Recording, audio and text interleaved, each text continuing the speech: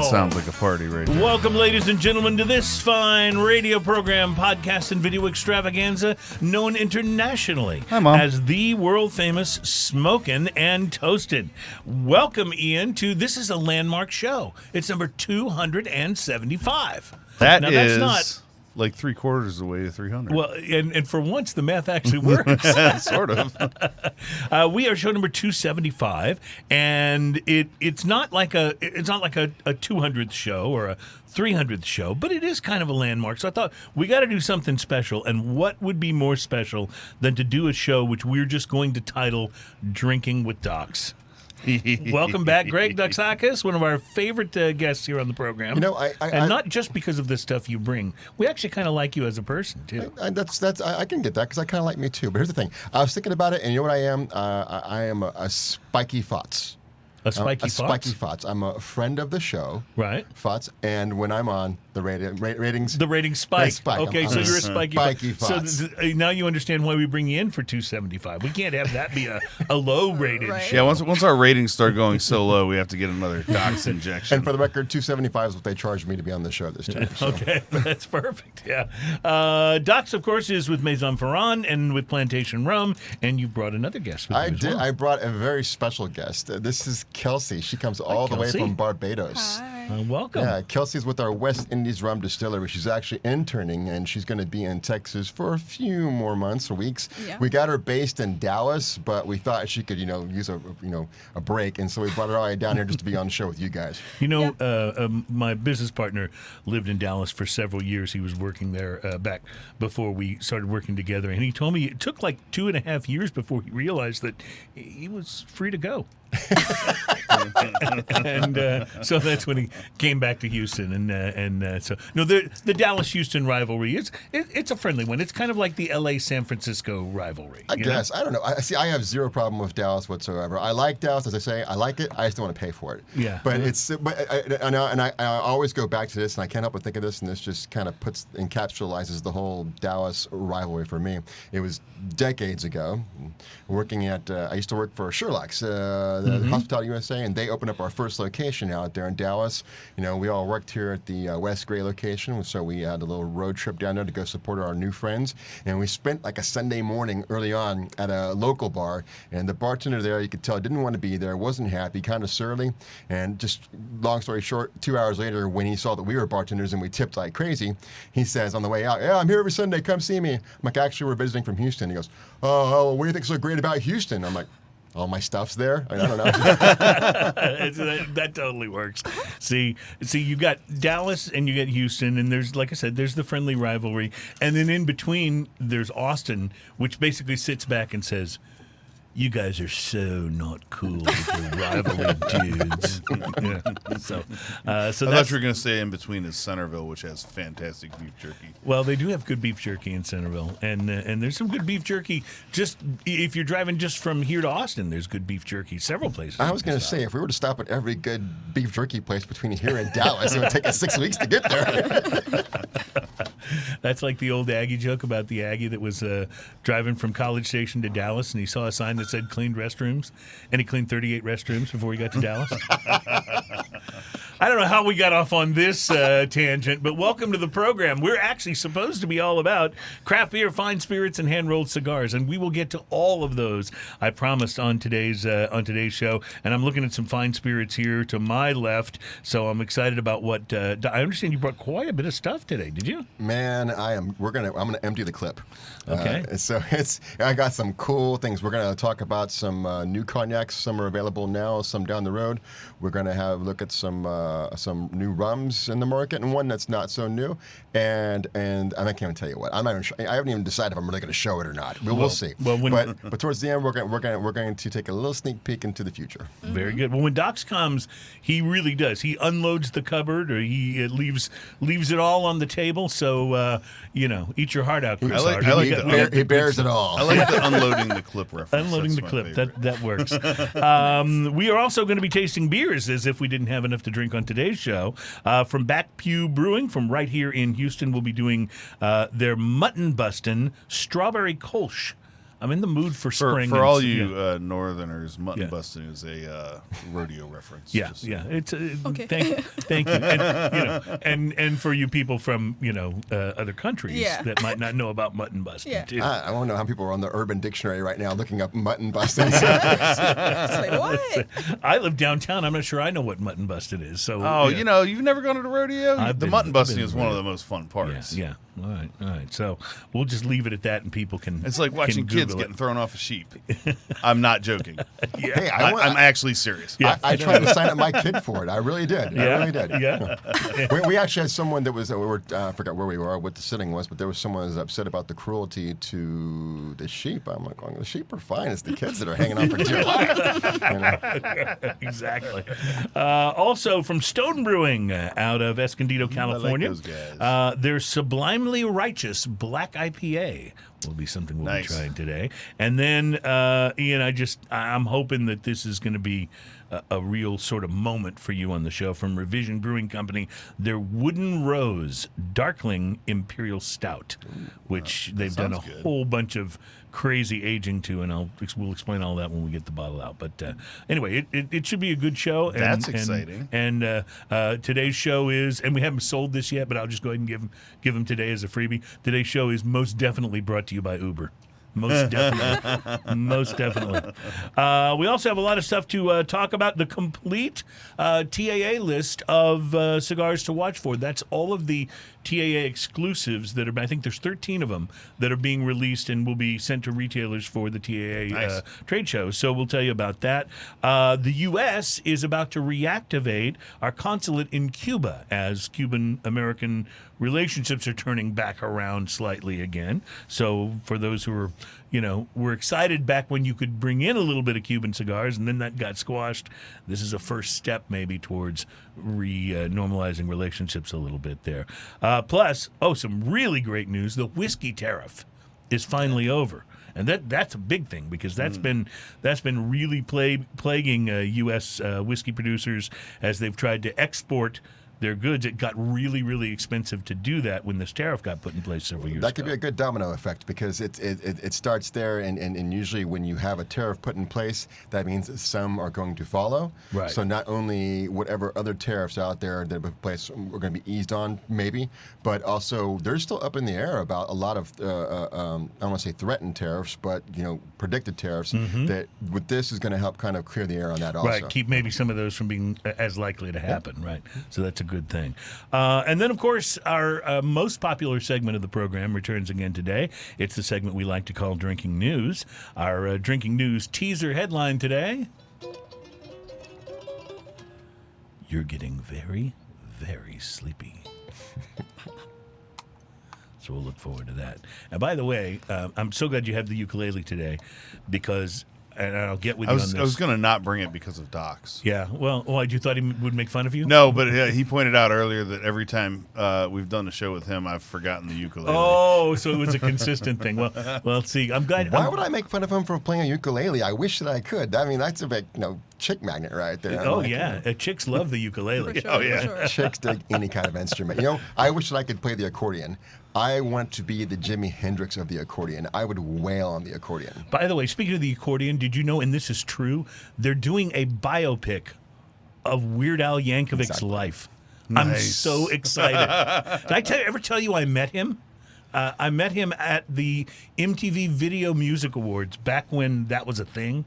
Like, it's not really a thing now. It's more still like a thing. It's just it's so just like it's intense now. It's a Now, fashion thing. It used now. to be fun. Yeah, it used to be. The year I was there, REM played, Madonna played, Lenny Kravitz played. It was like crazy awesome, the artists that performed. But I met Weird Al Yankovic like out in the lobby. And he was just hanging out, and he was wearing a really nice tuxedo jacket over a Hawaiian shirt. It was like perfect Weird Al. And he couldn't have been nicer. He was a super nice guy. So anyway, I'm looking forward to his biopic. That'll be super fun. So what else is going on? It's been quite a week. Ian, I would assume that you've had an opportunity to smoke something interesting this week. Why, yes, I have. I stopped by Casa this morning and selected a few cigars. I picked up a particularly ugly cigar. Did you? Like on purpose, or Yeah, just that was kind of how it happened? I was wandering around. I was like, I just want something different, and I was wandering around, and I saw a few things. But after 74 episodes, that's 274 different cigars all the time. Yeah. You got to look a little bit. Yeah. You can't just reach out and grab a cigar and it's going to be a new one, right? Yeah. But I found one, and I was intrigued by it because it was kind of ugly, actually. Did it recall like your bachelor days at all? This was a Sancho Panza, a double Maduro. Ah. So that sounds good. Yeah. The wrapper is oddly wrinkly and bizarre. It's very weird. You'll see it on the picture. You just have to look at it. So this is the La Mancha size. That's a Corona. It's a 5.5 by 44. Pardon me. Connecticut broadleaf wrapper, Connecticut shade binder, and filler is a blend of different things. The appearance on this rich, dark coffee in color, wrinkly, and kind of homely is what I put down. Box pressed, firm overall feel, leathery and oily with a very simple Sancho Panza band. It is a very basic band. Yeah, very basic band. Classy. The pre-light sniff on this rich earth leather, coffee, and chocolate at the foot of the cigar. The pre-light draw, I used a clip on it, had a medium draw to it. I got sweet coffee, leather, and a slightly fruity note out of it. The initial light on this, I had a burst of sweet coffee and tangy leather, backed by some kind of like savory spices and pepper. The retrohale was woody with pepper. The first third of this, flavors coalescing of sweet wood, sweet coffee, wood, earthy spices. Like it was kind of like, how Cuban has that really earthy flavor. It was kind of like a sweet Cuban with some Almost nutty like flavors. a soil vibe to it. Right, yeah. So it started off that way. Underlying had this kind of like beef stock kind of fullness to the flavor. It was really interesting, really savory kind of flavor to it. Not overly complex, yet very pleasant. Medium to medium plus, I would say, and this is right off the bat. Real toothy wrapper. Retrohale was earthy with some pepper. Solid ash, good burn. Second third of the cigar, I put 2 out of 2. Apparently I wasn't thinking. So I almost said second half of the cigar. Second third of the cigar. The beef stock flavor kind of ramps up a little bit. Cedar becomes recognizable from the woody notes. Leather and earth keep it interesting. Coffee and a hint of chocolate kind of thread throughout. This has the kind of wrapper that you could chew on for hours, Like if the cigar goes out, you could just like have it stuck in your mouth for like the rest of the day. I've done that. Right. Retrohale is sweet cedar and coffee backed by pepper. Solid ash, good burn. The last third of this, dark roasted coffee is more prevalent. Sweet and savory spices move around underneath. Cedar and bitter mocha become the backbone of this portion of the cigar. Peppery with toast lingering on the palate. The retrohale on the last bit of this is sweet coffee and cinnamon. A little bit of cinnamon to it. It's really nice. Solid ash, good burn. This cigar costs $6.29. Yeah, Sancho Panza's reasonably priced usually. Not expensive at all. I gave it a 6.5. Nice. This is one I'll be looking out. Nice. I was just kind of looking up what the cigar was made out of. I found you could find a cigar for like less than $80 for a box. That's not bad. Bad. Yeah. So I thought that's going to be one I put in my humidor. I remember, back in some of my early smoking days when I was, super, super tight budget.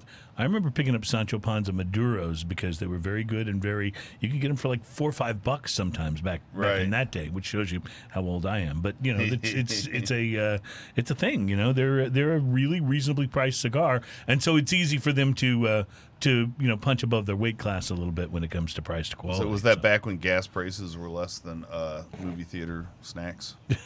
Gas prices are still less than movie theater snacks. You can get gas for $5-6 a gallon at the most expensive places. You know how much a popcorn is? Oh yeah. What I love is when you go to the movies, you can either get the medium popcorn for like $6.75, or you can get the one that's 5 times larger for $6.99. Right. It's like. They do the same thing. They do the same thing with the drinks. You can get the medium drink, which is about this size, Right. right? Or you can get the or you can get schooner. the large and you get free refills. Yeah, of course, right. it's like, you know. Yeah, exactly. It's not the selection that I have a problem with. Excuse me, it's not the price that I have a problem with these days. It's the selection. Yeah. It's like the things they offer now. And this is an old story. I hope I haven't told it on this show before. But when my wife and I first started dating, we went to a movie, and the only thing they had, I was looking for, chocolate covered almonds. Junior meant something, right? Right. And there's like this, and they have like a big 10-gallon bag of Sour Patch Kids. I'm like, what? And I say to her, I go, what kind of psychopath eats an entire bag of Sour Patch Kids in one sitting? Well, later that night we went back to her place, and on the table there was a half-eaten bag of Sour Patch Kids. And she goes, and that was just last week's Abby McBeal. Or Ally McBeal was, That's good. That's very good. I'm a Twizzlers. I get the big bag of Twizzlers when I go to the movie theater. That's what I have. I like the chocolate covered peanuts, the goobers. Oh, yeah. Yeah, those are fun at the movies. But yeah, you got to have they got to check your credit before you buy any of that stuff. Pretty much. It's so freaking expensive. Well, I smoked something rather interesting myself. I want to tell you about real quick. But so Tuesday. Tuesday we had tickets, my wife and I, for a concert. We went to see Jimmy Eat World, who were fantastic, by the way. Although let me just mention, the opening act was Dashboard Confessional. Oh, and they were just awful. really? Like, I mean, they weren't. It wasn't just that they weren't great; they were terrible. Were they a Meatloaf cover band? Well, they might. That would have been more I entertaining. remember They were out of tune. Dashboard Confessional as a band, but I don't remember anything Yeah, that they did. well, I think Dashboard Confessional was actually a guy, and he did these kind of whiny love songs on acoustic guitar, and then he kind of like built a band around him, called the band Dashboard Confessional. But he kept going for high notes he couldn't hit. And then they had a girl that was singing harmony with him that reminded. Have you ever been at like a party or something? Somebody breaks out a guitar, plays piano, somebody's singing, and then somebody else tries to harmonize with them, and it don't go so well. That's what it was like on stage. This is supposed to, anyway. But Jimmy Eat World was so good that it was worth it. Like, I didn't feel like I got ripped off. Anyway, that night of the show, I was walking over to meet my wife at her office because we were gonna grab some dinner and go to the show from there.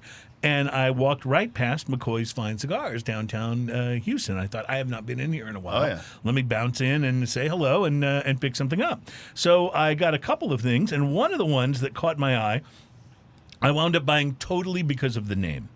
Now, that can be dangerous because, it does turn out at least that this particular cigar is made by a big-time player in the premium cigar industry, so it was okay. And besides, how could you not at least try a cigar from Deadwood Tobacco called the Fat Bottom Betty? Oh, I've had this cigar. Yeah. In the throwback town of Deadwood, South Dakota, you will find a legendary cigar store and lounge called the Deadwood Tobacco Company. They've got the usual stuff, a huge flat screen, a fireplace, and even a beer bar. And the humidor is stocked with the latest and greatest from the world of cigars. And they also have their own line, too, of Deadwood Company cigars, which turns out they make in conjunction with Drew Estate. Mm-hmm. So that's the good news. And Drew Estate is now making these cigars available at select retailers around the country, and it turns out that McCoy's has them in stock. So the story is, by the way, that Deadwood Tobacco was the first store to carry Jonathan Drew's cigars when he first launched Drew Estate. So they've always had a special place in his heart, and they work out this deal, and he takes their cigars around the country and gets them in stock as well. So the Fat Bottom Betty, like other Deadwood Tobacco cigars, is not infused, but the cigar has a sweet-tipped cap, which I will admit is not necessarily something that I like. Most people either love that or hate it. It's not. There's not a lot of people in the middle. For me, I'm kind of am in the middle. It's good when I'm in the mood, not so great other times. Betty comes wrapped in a Connecticut Maduro wrapper with binder and filler from Nicaragua. The cigar is pretty rustic. A lot of noticeable veins and an uneven-looking wrapper. The cap sweetness dominated all the other pre-light notes. You couldn't really get much of anything else, although a little bit of tea leaf, maybe some cedar. I used my cigar scissors. I clipped it. I lit up the Fat Bottom Betty which sounds like a cross between a Queen song and a porn DVD from the $1.99 bin. So I'll be honest, I really wasn't in the mood for the whole sweetened tip vibe, but it wasn't unpleasant. And, the real surprise was how quickly, that sweetness kind of became less dominant and sort of a serious cigar vibe took over. Little sweetness on my lip for the first... well, I'll be honest, it lasted pretty much the whole cigar, the sweetness, but it did decline a little bit. I read a few gripes online about the construction of this cigar. I had no problems with construction at all. It burned like a champ, no problems whatsoever. What was most pleasantly surprising, I guess, about the Betty was the really nice complexity. I'll admit that when I got my first taste of the sweetness from the tip, it made me expect a cigar that was going to be kind of one-dimensional. That was not the case. It really did. It really performed pretty well. In the second third, I got the sweetness from the tip, but I also got a little bit of coffee, a little bit of woodiness, some oak, a little bit of leather. The draw and burn were consistently good all the way down. Last third, the white pepper note that I'd gotten in the first couple of thirds kind of became more of a black pepper vibe. I know that seems like maybe it's splitting hairs, but I even got a little hint of hatch chili in the final third, which I thought was very interesting, which I probably only identified because I had some hatch chili hummus earlier in the week. And Right. I remember the taste. Anyway, construction consistently good, so I enjoyed Fat Bottom Betty. It's a hell of a sentence to say, but you know what? I did. It was well rolled, had nice complexity. It was a nice long smoke, too, well over an hour for the Toro. I find myself wondering why they use a sweetened tip on this cigar. It doesn't need anything gimmicky to make it enjoyable. The complexity in the tobacco is there. The flavors are all there. I saw it described online as medium to full-bodied. My experience was more like a solid medium, but for me at least, I feel like the sweetened tip actually detracted from the whole smoking experience instead of enhancing it. I kept wanting it to go completely away, and it never quite did. You can expect to spend about $8 to $9 for this cigar, and I'm going to take the liberty to give a qualified rating on this one. Okay, if sweet tip cigars are not your thing, you can do better for $8 to $9. So price to quality, I'd say a 4. If we rate it a 5, it means you get what you pay for. Yeah. If it's above a 5, it really knocked it out of the park, like Ian's cigar did with a 6. You had a 6, right? And at a 4, it just means, if sweet tip's not your thing, there's other cigars in this price range you're going to enjoy more. On the other hand, if you like infused cigars or a little bit of the sweeter vibe, Fat Bottom Betty can deliver for you in a big way. Or if you're just looking for something different, I'd give it a 5.5 in that case, if that's something that's good for you. So I enjoyed my time with Fat Bottom Betty. I just don't think I'm going to be bragging to all my friends about it.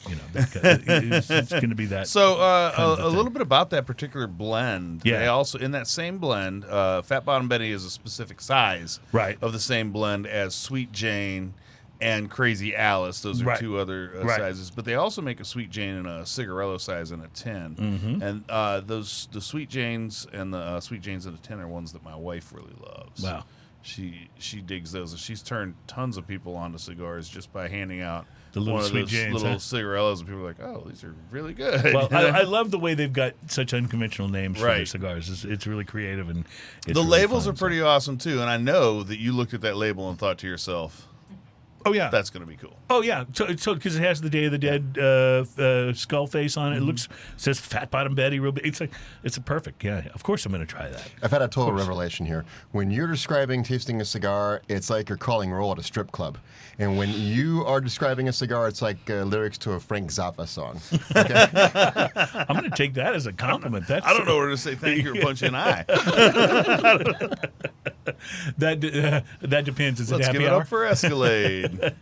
Escalade. Oh, that's a good one. I hadn't remembered. I got to write that down somewhere. I'm doing. Wait a minute, y'all saw a stripper named Escalade? I'm just saying. Yeah. Did y'all really? That just popped out of my head. I don't know. No. Oh, you so should have lied about that. That was such an awesome story, man. I'm currently developing a puzzle book, and I'm one of the seek and find, word search games I want to do is stripper names. I just thought that would be really fun, For sure. So I got to remember Escalade. That's Escalade. good. All right, we got to take a break. We got to get to some tasting, and that all starts in segment number 2. So I have a feeling this is going to be one of those shows that runs a little long, and I hope you're ready. Smoking and Toasting is on the air everywhere. It is show number 275, and boy, are we excited about it. We'll be right back with Docs and Friends. Docs and Friends. Oh, yeah, that could be a show, The spiky thoughts.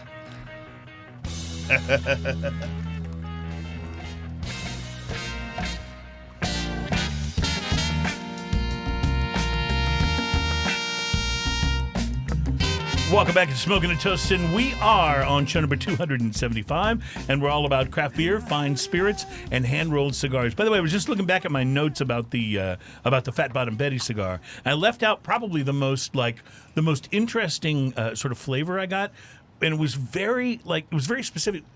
In the second third, I got German chocolate cake.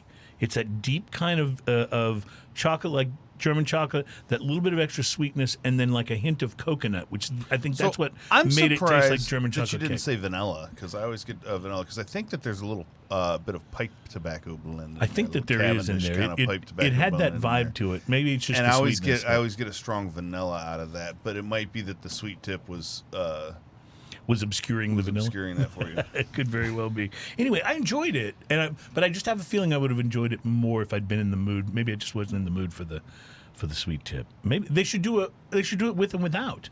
That's what they should do. That way people could choose which one they wanted. So, anyway.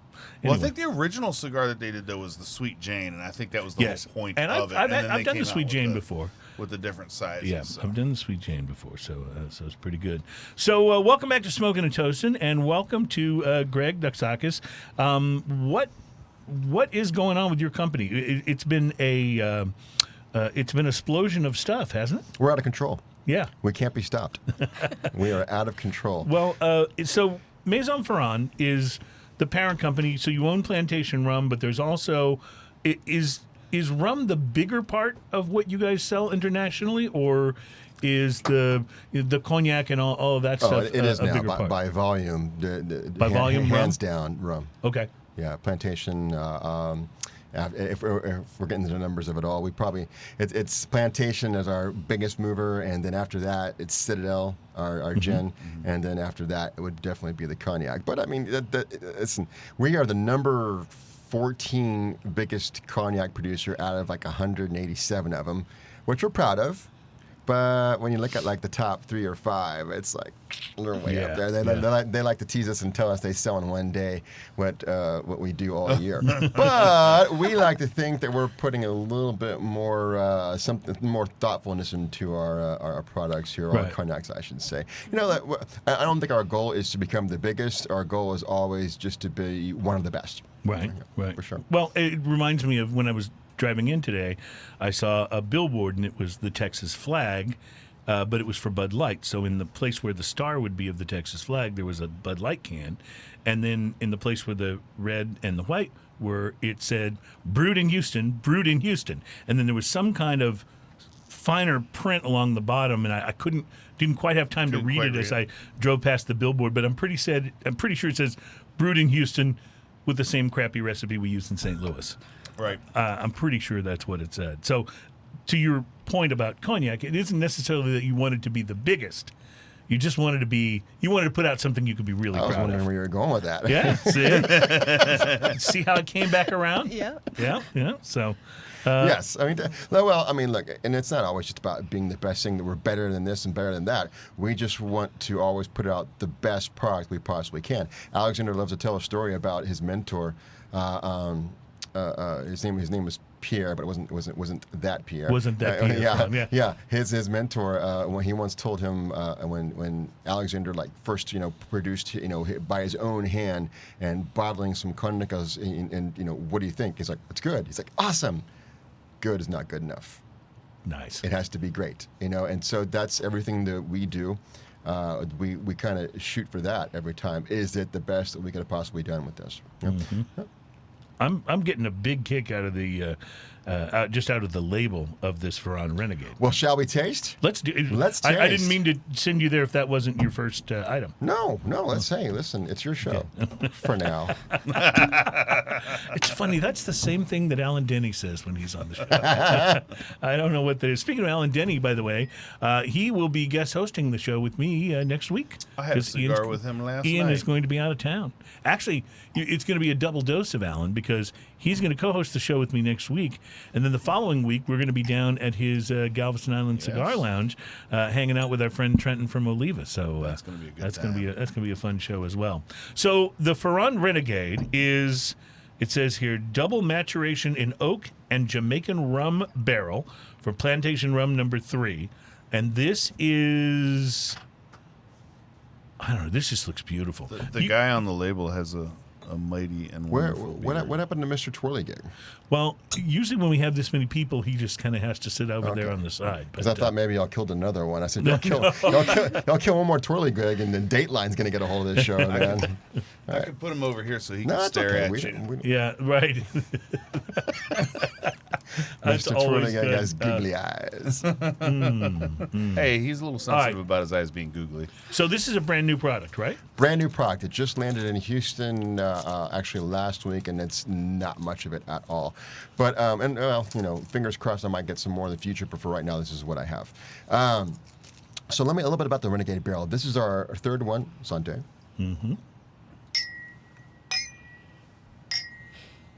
Clink. What a cheerful noise. It is a wonderful noise, isn't it? So a little note about the Renegade Barrel series. We started off with Renegade Barrel number 1, I think about 4 years ago, where we did that Sauterne cask aging on the cognac, and then we did Renegade Barrel number 2, which was chestnut cask finish, and we couldn't even call that one cognac because by law, in order to call it cognac, it has to be aged in some sort of oak barrel, usually French, but it can contain other French spirits or wines, but it can't, if it contains anything else at any time, you can't legally call it cognac.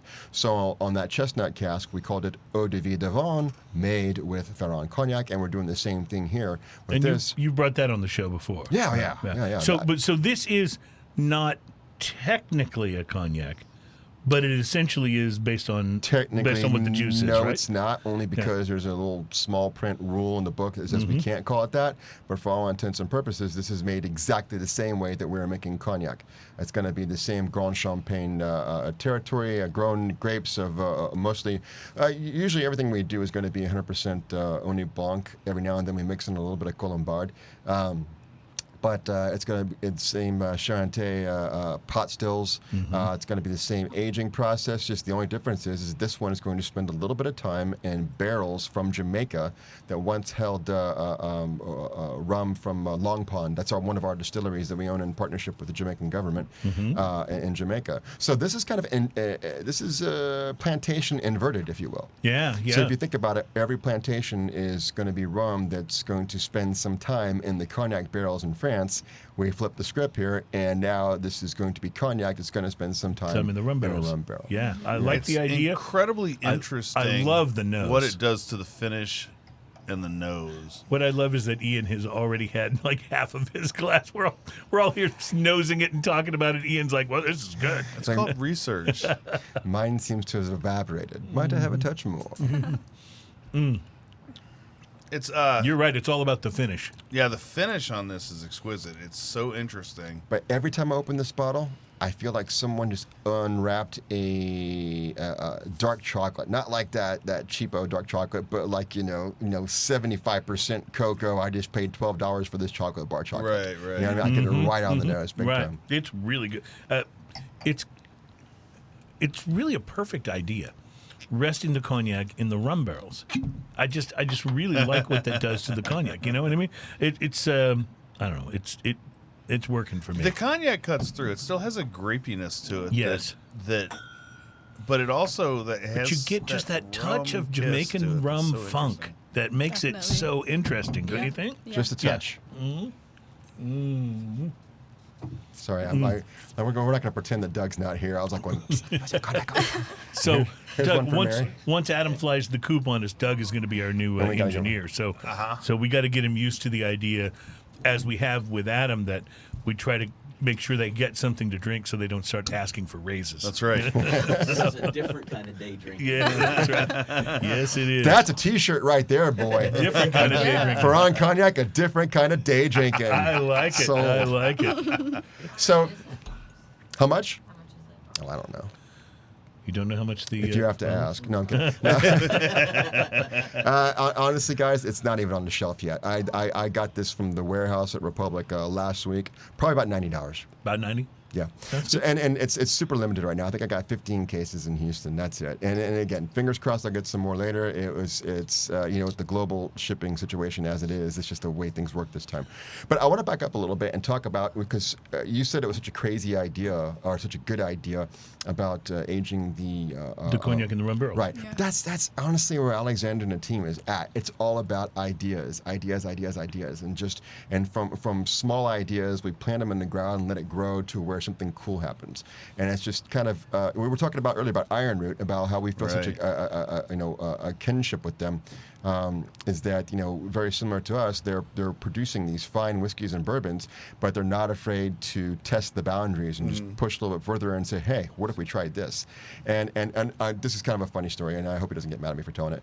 But when Alexander first kind of announced to the BNIC that we would be doing that first Sauternes cask cognac, he was told by certain members there that you cannot do this. If you do this, you'll be a renegade. Yeah, we will. Renegade So Barrel. that's what it's Yeah. called. I Yeah, love. Renegade No, Barrel. I love it. And yet, what I also love is the juxtaposition of the word renegade, and then there he is, like looking not necessarily like a renegade at all, looking like a very stately, scholarly man. Well, that's Monsieur Elie Ferrand the eighth, and we've talked about him before, and his is an interesting story, and he was extremely influential in the world of cognac back in the 1800s, when just commercial trade is not what it is today.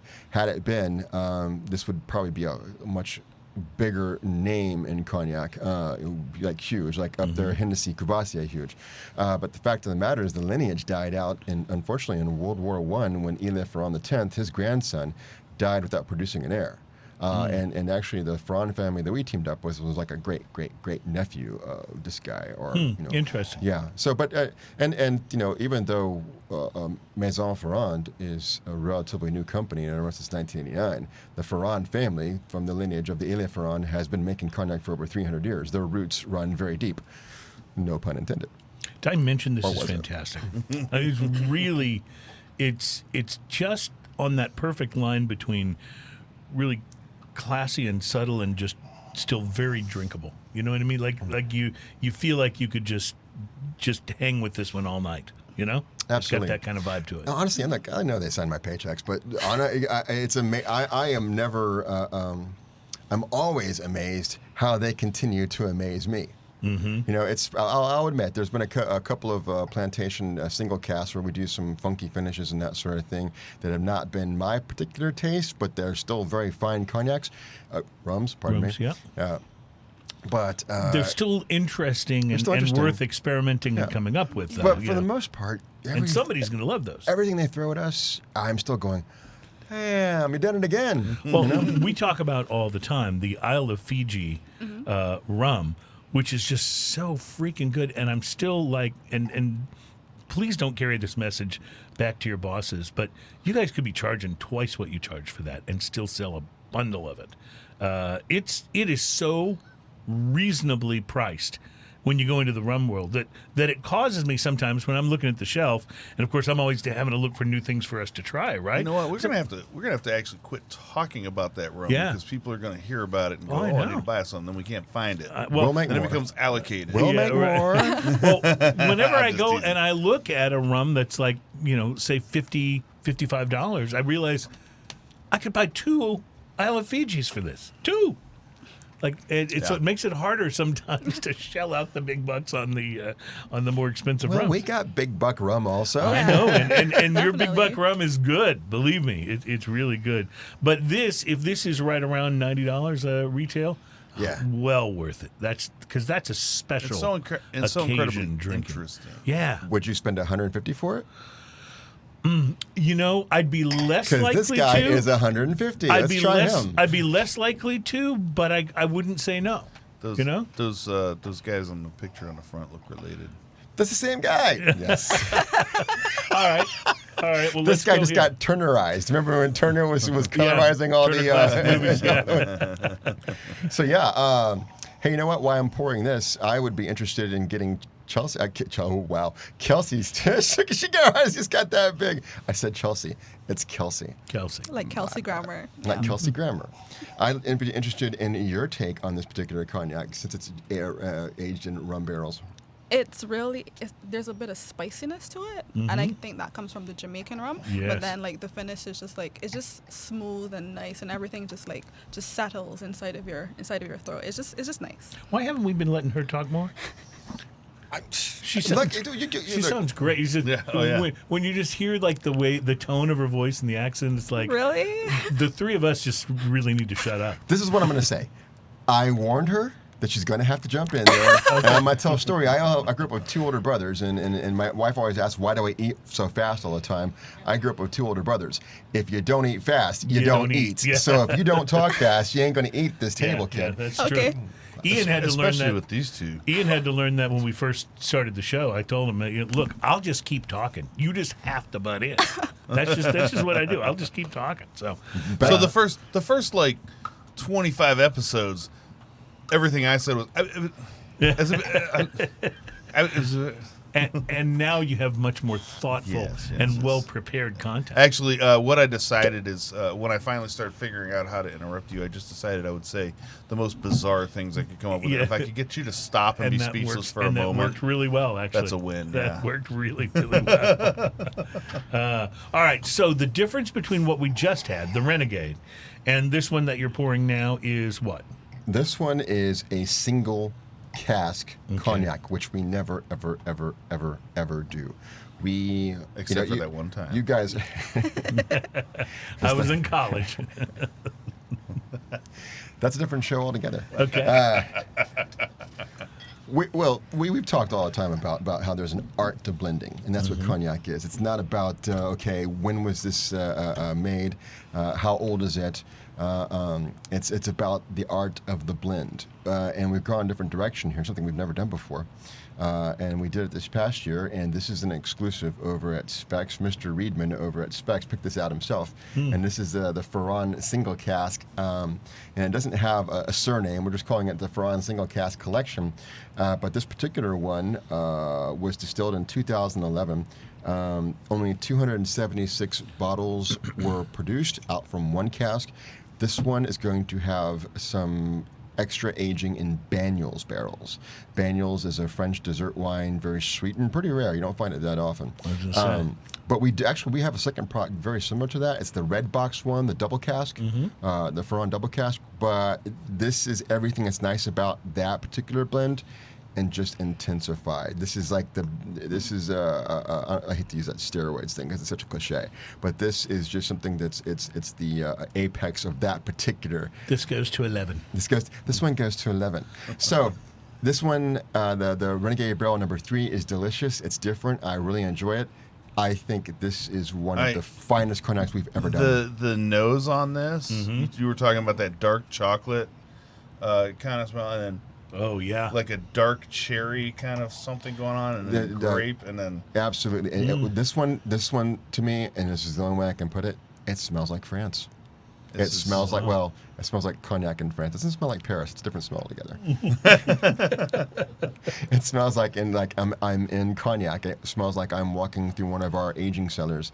It smells like I'm walking through the kitchens of Bonbonnet. That's our chateau out there. It just smells like France to me. There's an earthiness to the smell too. That's I get a little bit of black pepper, for sure.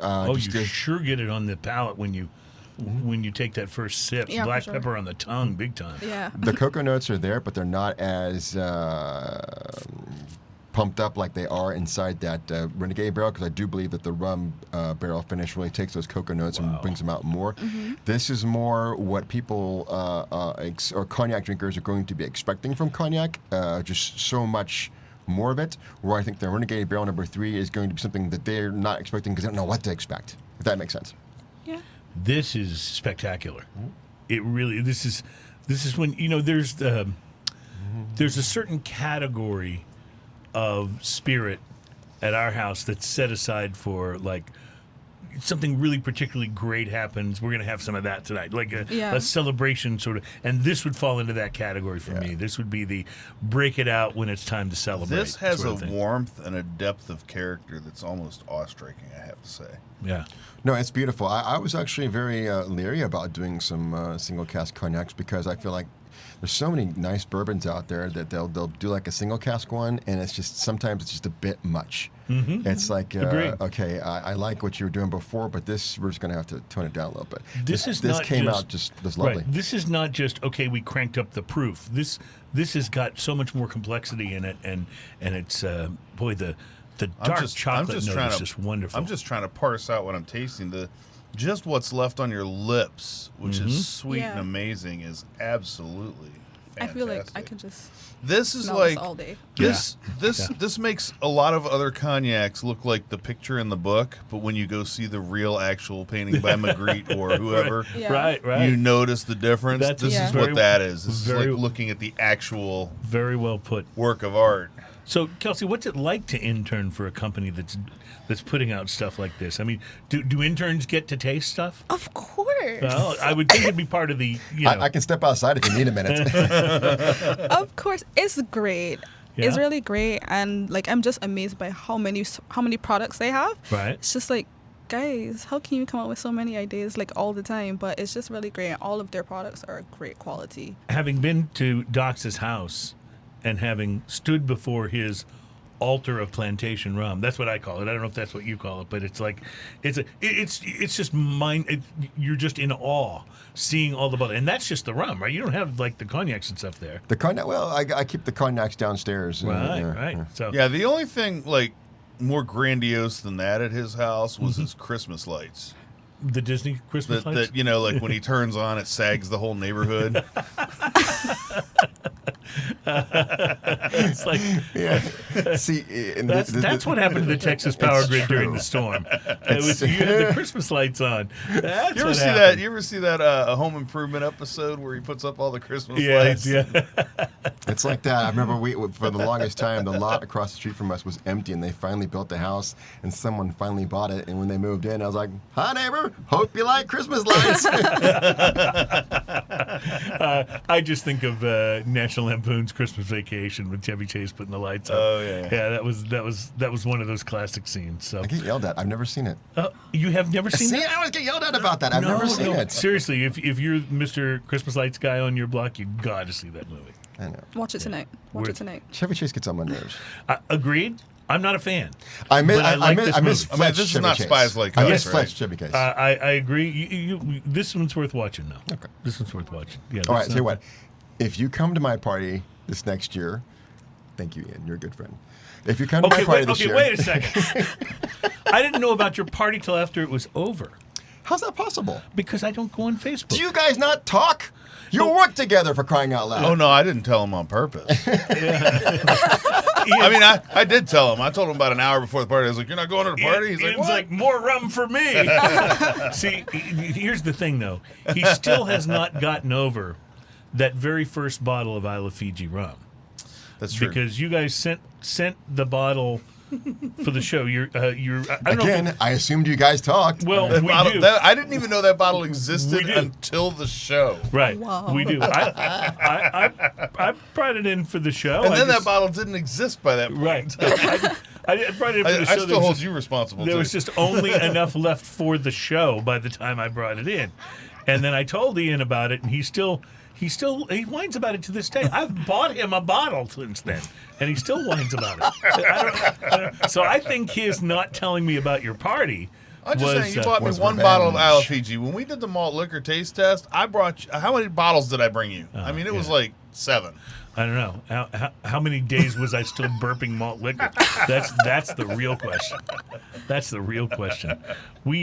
I've told this story before, but we did during the first part of the pandemic, when we were doing shows via Zoom, right? Yeah. We had a guest on from the guys that do the cigar malt. I'm blanking. Jura. From Jura and. Dalmore. Dalmore. During Dalmore's. For the Dalmore, yeah. So we had our guest on from the Dalmore, and I actually went and bought a bottle of it, which was like $150, Yeah, the cigar malt whiskey. It's a beautiful whiskey. Wonderful, beautiful wonderful whiskey. So I went and bought it, and then we were doing the show on Skype. So I poured half of the bottle into a. I like to call it a decanter. Ian likes to call it a Sprite bottle.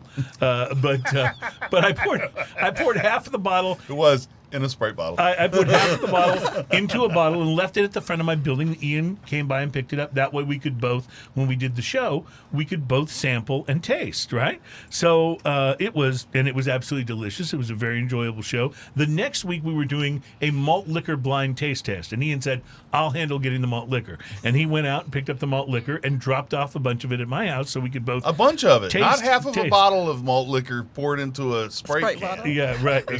Sprite bottle. Yeah. So he likes to say I gave him half a bottle. He gave me like 9 bottles.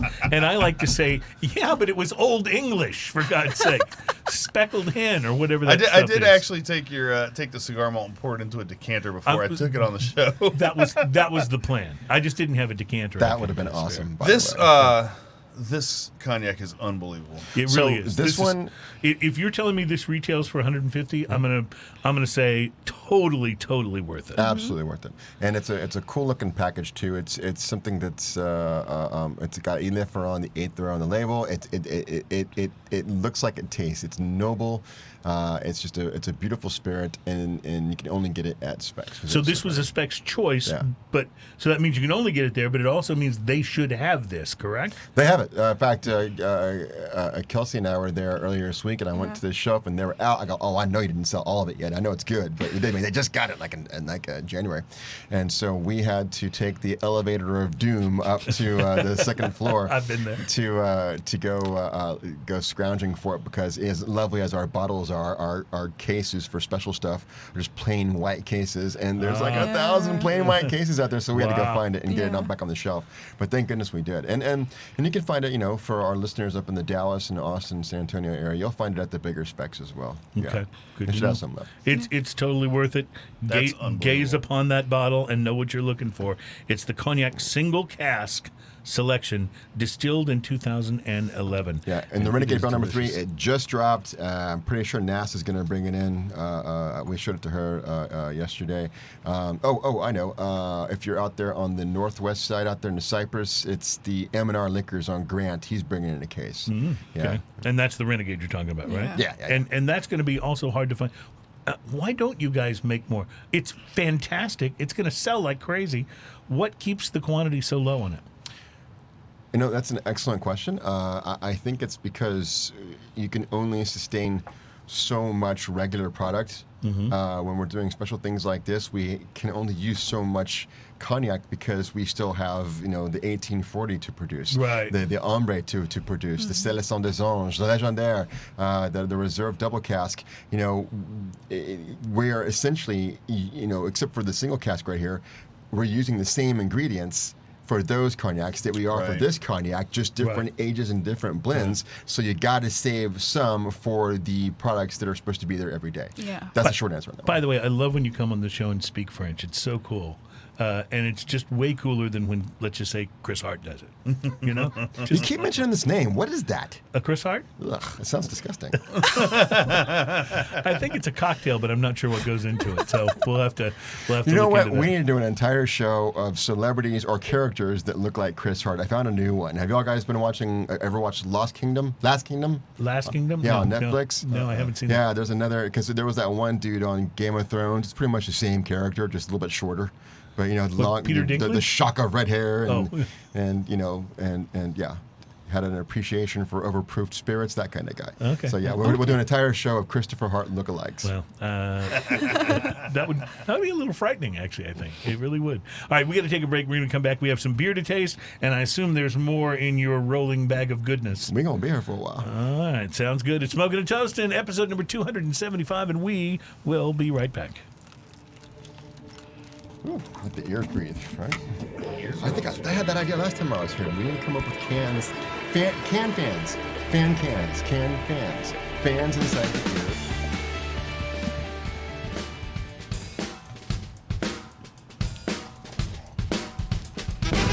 Welcome back. It's Smoking and Toasting. We are the program that's all about craft beer, fine spirits, and hand-rolled cigars.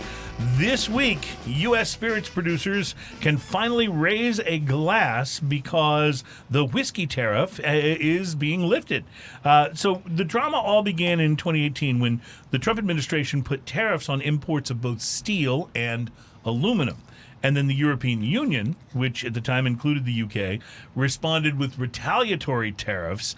And as is often the case, they singled out the very American products to try to hammer their point home, including American bourbon. It was a move that was estimated to have cost the U.S. whiskey industry hundreds of millions of dollars. So all those tariffs are going away now. Everything, as Dox was saying earlier, looks like it's going to be relaxing, and a lot of the proposed and future tariffs will be much less likely to go into place. And the big celebration, though, is for U.S. whiskey makers, U.S. bourbon makers, who it's been costing them a fortune in lost sales in the UK and in the EU.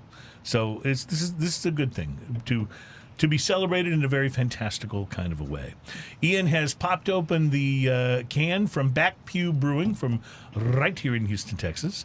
And these guys have got the Mutton Bustin Strawberry Kolsch. And as Ian was pointing out during the break, Mutton Bustin is, it's kind of like the kids get to play along at the rodeo. They put them on little lambs and sheep, and they have a race, and the kids are all padded up and hopefully don't get hurt too much by the rambunctious sheep.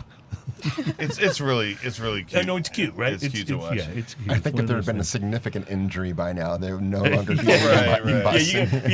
When it comes to kids, show for the sure. can Yeah. here on the. Yeah, you can show the Mutton Bustin can there, so you can kind of get an idea what that looks like. That's cute. So this is mutton bustin. Mutton That's a completely strawberry a whole different Look, thing. I don't know how to say this, Cruze. All right, mutton different bustin thing. strawberry Kolsch. Can information: 12 fluid ounces, 5.5 alcohol by volume, 22 IBU. You know, it's interesting. I didn't get much on the nose, but then I went to take a sip. I didn't actually take the sip, but I got closer to it with my mouth, and that's when I got hit by the strawberry. Yeah. You know, Yeah, it's for just sure. right before. The strawberry's I subtle, took a like sip. unless you really, really agitate it, you don't get But a lot if of you- strawberry. If you go to take a sip, right before the liquid hits your tongue, you get the strawberry. Here's the thing, though. I You think, got to be real close to it. I think that's perfect, though, because I don't want a lot of strawberry in my beer. Right. You know? Strawberry is one of those flavors where a little bit sometimes isn't enough, but just a little bit more is way too Is much. way It too can, much, it can yeah. go over. It's like watermelon will do that 100%. too. Yes. Yeah. You can It's one of those flavors. you can oversweet something with strawberry, and same thing with watermelon, quite frankly. But no, this is I really like the balance of this, and what I love most about it is it's got that wonderful Kolsch crispness that just makes it kind of almost snap at the end of the finish. Yes, I I like can. it. Yeah. I'm going to go ahead and say I don't like it. So what is it that you don't like? It's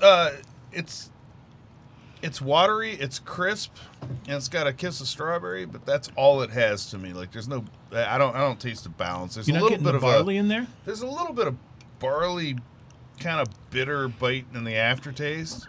That's not really happy to me, but that's just me. Yeah, I kind of like it. What about you, Doc? Do you like it? I'm going to buy some. Okay, yeah. See, everyone's different on these things. I liked you know? it. I really did. Kelsey, what do you think? I don't like beer, but I like this. Okay. So, Okay. yeah. See, well, maybe I'm getting voted down. well, here. maybe it's just not quite beerish Yeah. enough for you. Yeah, you this know? this to me is there's not enough body to it. I think is what it really boils down to. I'm just not that's not satisfying to me. Kolsch in general is a very sort of light, crisp style of I beer. do like a lot of Kolsch Yeah? beers though. There's Yeah. like the Allstat Kolsch. I think Yeah, it's it's good. absolutely masterful. There's Klaus makes their Kolsch, which is I fantastic. kind of dig this though. It's different. It's got that little. Insert any other German name here and put Right. Kolsch in front of it. There's actually quite a few good Kolsches out there. I do though think that they got the strawberry just right. I agree, 100%. Yeah. I will say the strawberry is not overpowering, and that's a nice Definitely thing. not. All right. Well, good stuff. All right. So we're going to keep this break purposefully short because when we come back, we're going to do some more spirit tasting. We also have another beer to taste. Our next one is a Black IPA from Stone. Now, I don't know if there's a brewery in the country that knows IPA better than Stone Brewing. And when you think Stone, you think IPA. That's just the truth. You really do. And they've put so many of them out. They've all been terrific. So we'll try their take on a black IPA. Now, usually when you have the black beers, unless it's a stout or a porter or something like that, it's usually a black lager. That's Yeah. much more common. You don't see black ales nearly as often. So Yeah, no Label makes their black lager, and there's a few others. Ugly Pug out of Raw and Sons Oh, yeah, in that's a Fort good Worth one, is a yeah. great Raw and black Sons is lager. great. Quite frankly, Shiner Black is delicious. Shiner Black. Shiner That Black one's- is good. For whatever reason, there's something in that Shiner Black that doesn't jive with my taste buds, and I don't know exactly what it is. That's just one of those things. All right. Well, we'll try the black ale from our friends at Stone Brewing coming up next. And what do you got up your sleeve, Docs? What's next for you? We're gonna go straight on rum. Something new, something not so new. Something borrowed, something blue. Well, we'll see what Well. we'll see how the date goes. We'll be back with it next. It's Smoking and Toasting.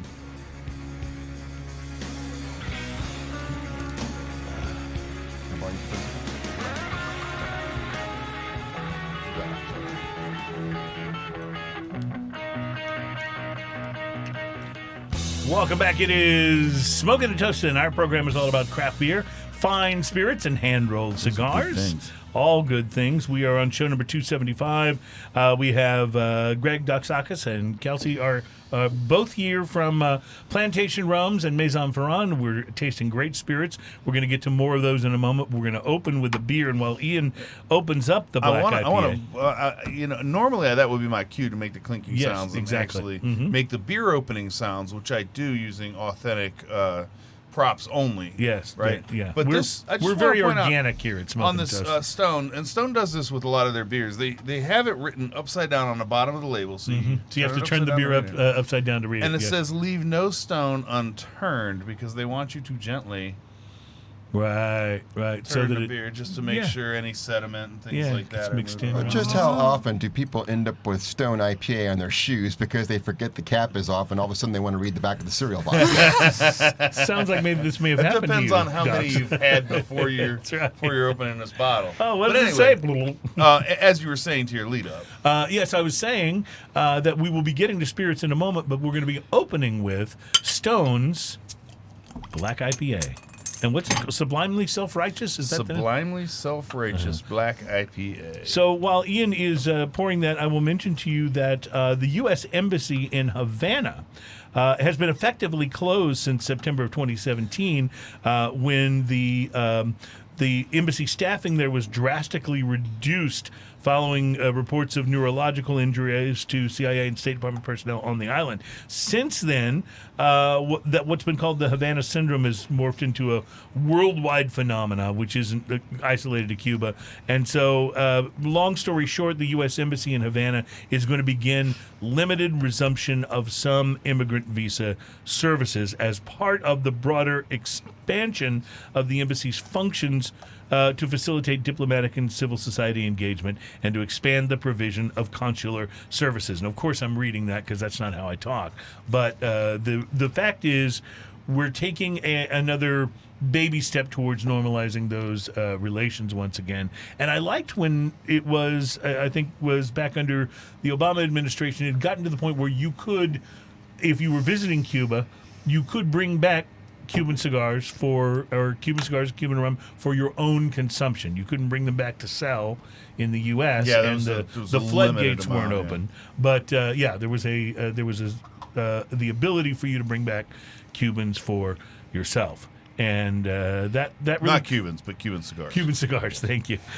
So I'm hoping that we can move back towards something like that. Although I will admit, these days I'd almost just rather have a Nicaraguan cigar than a Cuban. So there's a truth in this. Remember again, and we've talked about this before, but back in the 80s and 90s, if you Yes. talked about beer to anybody who was into beer, Right. they would immediately tell you that your beer is no good because you can only get good beer In Germany.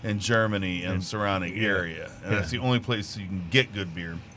And no matter what beer you had, it wasn't as good as what they had once at a pub. when they were at a pub in exactly. And that's okay because there's some truth to that, and it hangs on for way longer than it should have. But here's the truth right now: a lot of people, a lot of the breweries and places in Germany are making American styles because they've been passed up in Yeah, a lot that's of right. ways, Been passed by. and that's not meaning that they make bad beer. It just means that style wise, they've been passed up, and they're going, wow, there's a lot more to this, and we can make it.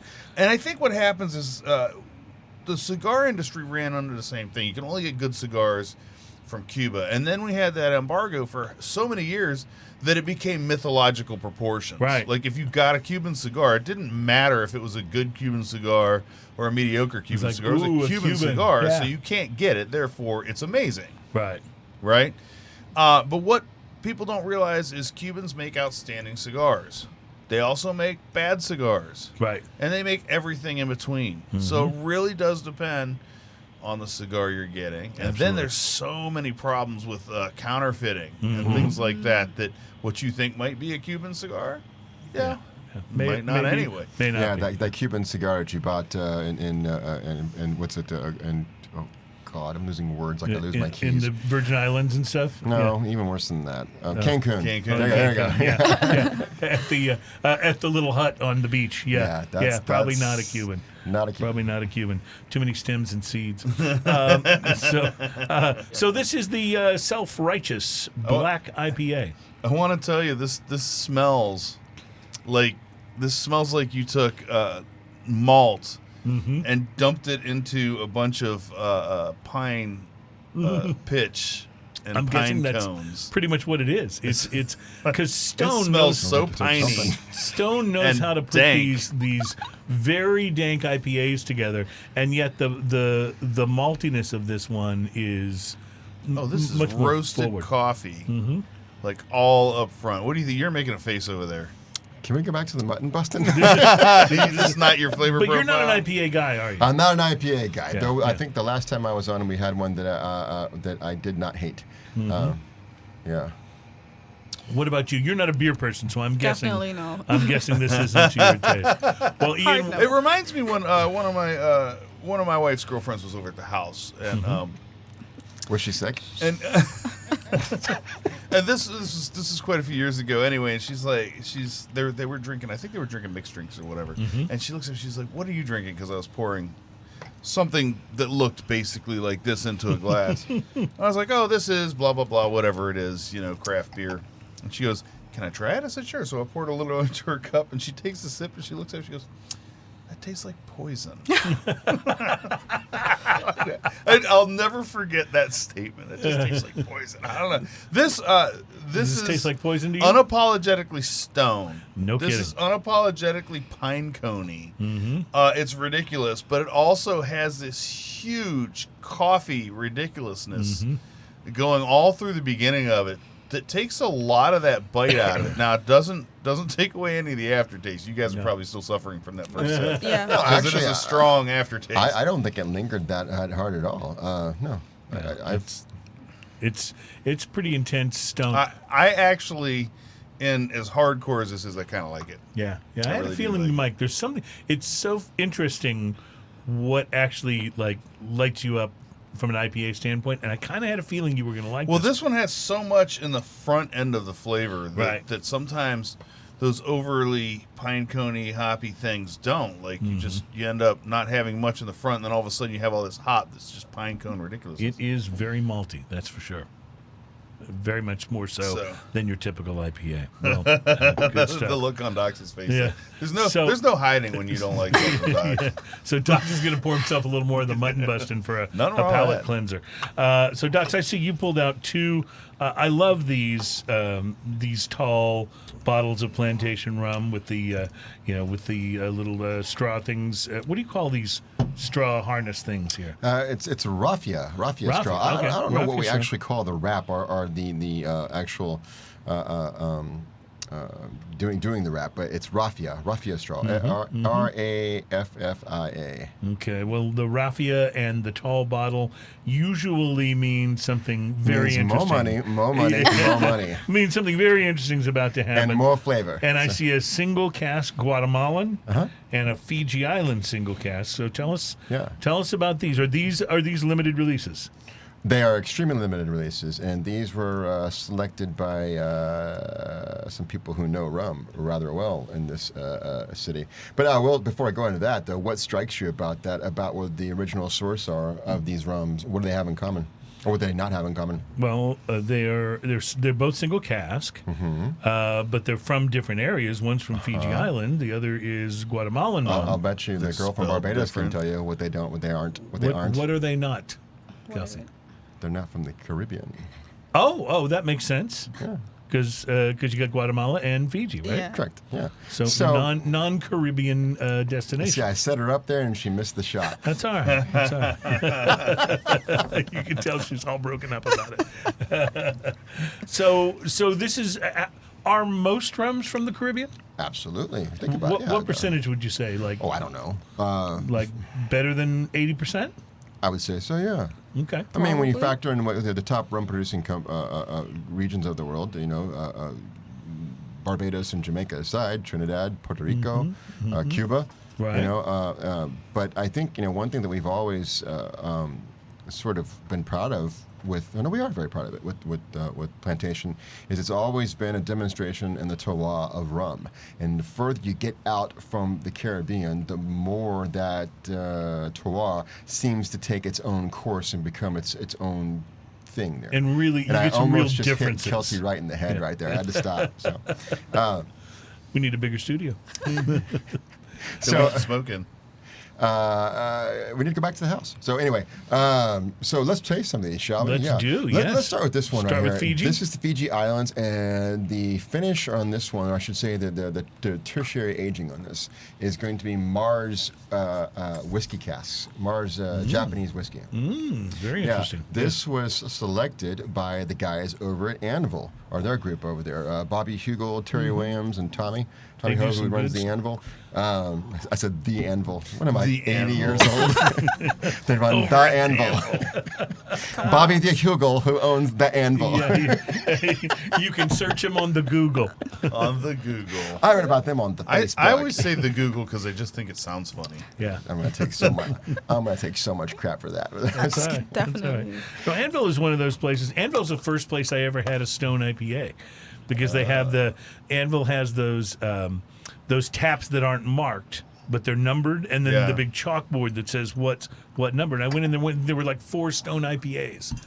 I was like, well, I guess I'm going to have to try all 4 of them. Speaking of Stone IPA, we just tried that Sublimely Self-Righteous while he's pouring. Wiki Brian, who I personally know does not like IPAs in general. He is like the anti-IPA guy.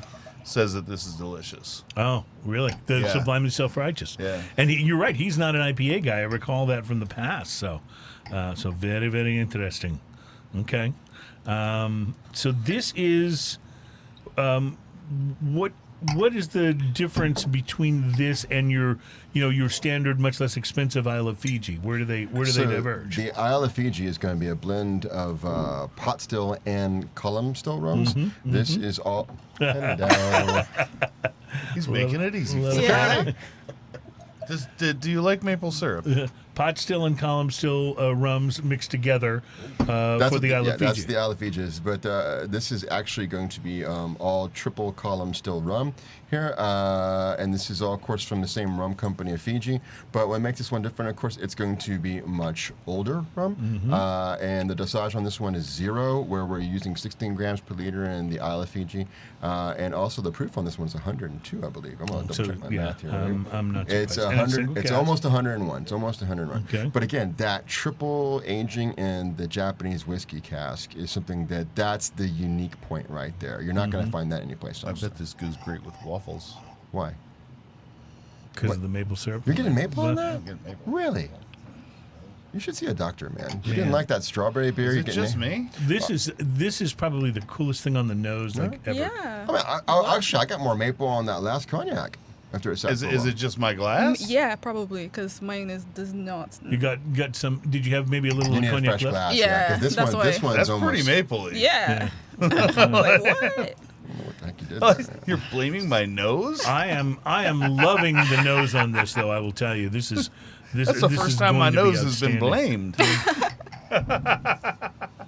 I need to see it. By the way, There. that initial glass. Oh, that you smells poured- much different. Yeah. Okay, good. I was like, on maple? Yeah. That This guy doesn't initial know anything. that initial glass that you poured him that has maple on the nose. Let's not let that go to waste. This is going to be too Yeah, good. Sean, you can put that over here. Yeah. I'm sure at some point in time I'll do something. To me, this smells like somebody's distilling something. I don't want to say it smells like a distillery. It smells like, when you walk through a huge distillery, it's just that general aura there. That's what it smells grain like. in the Definitely. air. and You hit it right there. There's There's a grain dust kind of. I've seen this with some of our 10 generations cognac, where there's this inexplicable graininess to it, and there's no grain in the production here. This is all distilled from molasses, of course, like all of our rums, but it's still there, This and that's got to be from the Mars cask. This reminds me why I love rum so much. This is just like, to me, this is like a celebration of what's great about this spirit. Yeah. All just kind of in one glass. It's delicate, but just so I don't want to say fierce, but it's just so bold but delicate, and just a tiny right there in the middle of the tongue. It's almost like there's like a little drop of mint in there. This is like the Isle of Fiji, but just kind of like jacked up, going to 11. This is like someone very soft spoken respectfully with disagree. a very, very definite purpose. Okay, so tell me why you don't think that's the Because I case. think I'm getting elements from this that I don't get from the Isle of Fiji. Now, we do have some Fiji vintages on the market still that you can find at places like, actually right down the road there at Rice Liquor in Bel Air. Up there on the north side, you have Ryan's Liquor. They all carry these vintages, and don't forget, of course, Lee's Liquor downtown. But there is just elements on this rum that you're just not going to get from our other Fiji rums. And and I think a little bit of it is subtle, but honestly, some of it it's not. I don't get that graininess from our other Fiji rums. I get it from this one. There's a slight saltiness to it. So this one, I don't know if it's on the shelves anywhere. We may be seeing it pop up maybe at a spec store, but for right now, you can only find it at Anvil. You can find it at BLT and also at Squabble. That's I don't know if you've been out to their Have not been there, no. food's phenomenal. Food's unbelievable. Well, actually, BLT, they got good food also, but BLT's I'm gonna say that it's upscale bar food. It's not exactly a sit down dining situation where Squabble is very much so. But just it's the same quality that you get from the cocktails at Anvil that you're going to get the food at both those locations. So is this, if I go to Anvil, is this going to be like on the spirit menu? Better damn well be. Okay. So At the anvil. at the Anvil, At the Anvil. you're Damn looking it. for Plantation Fiji Islands 2011 single cask.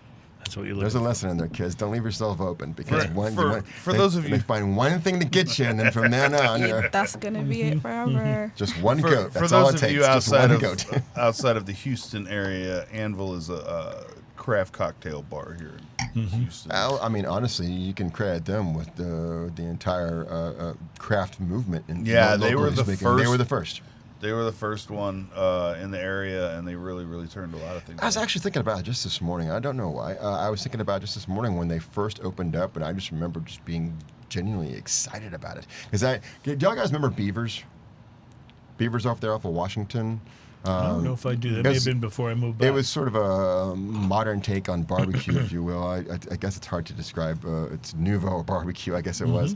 But they were kind of like actually the first sort of craft cocktail.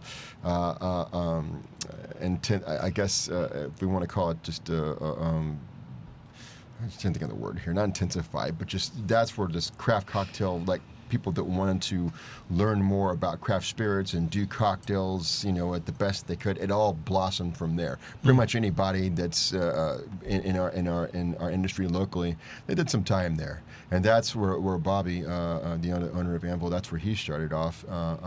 And so, but it was sort of second fiddle there. Just happened to be a great restaurant that had this really cool bar program. And I think Anvil was the very first actual. We are a bar. This is the product that we're doing.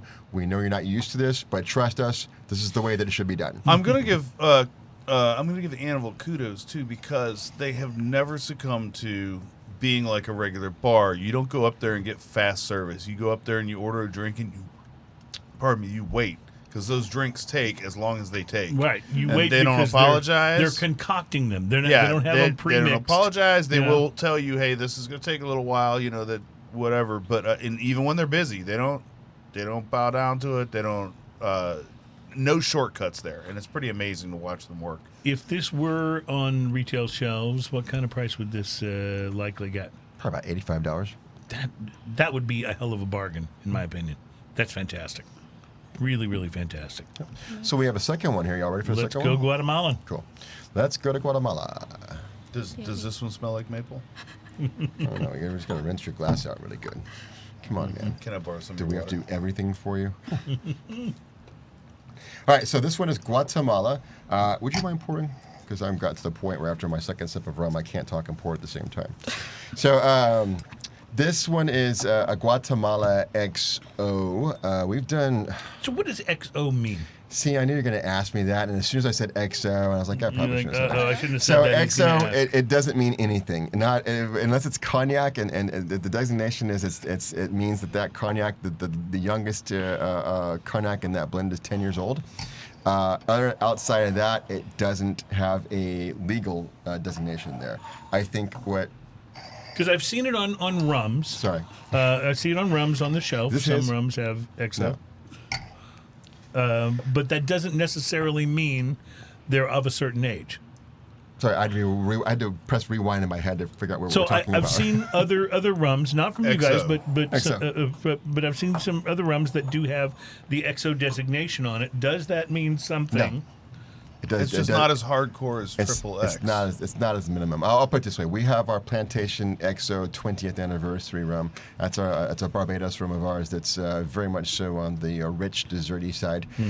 We have our Guatemala XO, this particular one, which is completely different rum. One of the best ones we ever did, and I still get phone calls over it all the time, was a Guatemala XO that we triple aged in Ambarana cask. That's a Ambarana. Yes, that's a South American wood that they use for particular cachaças.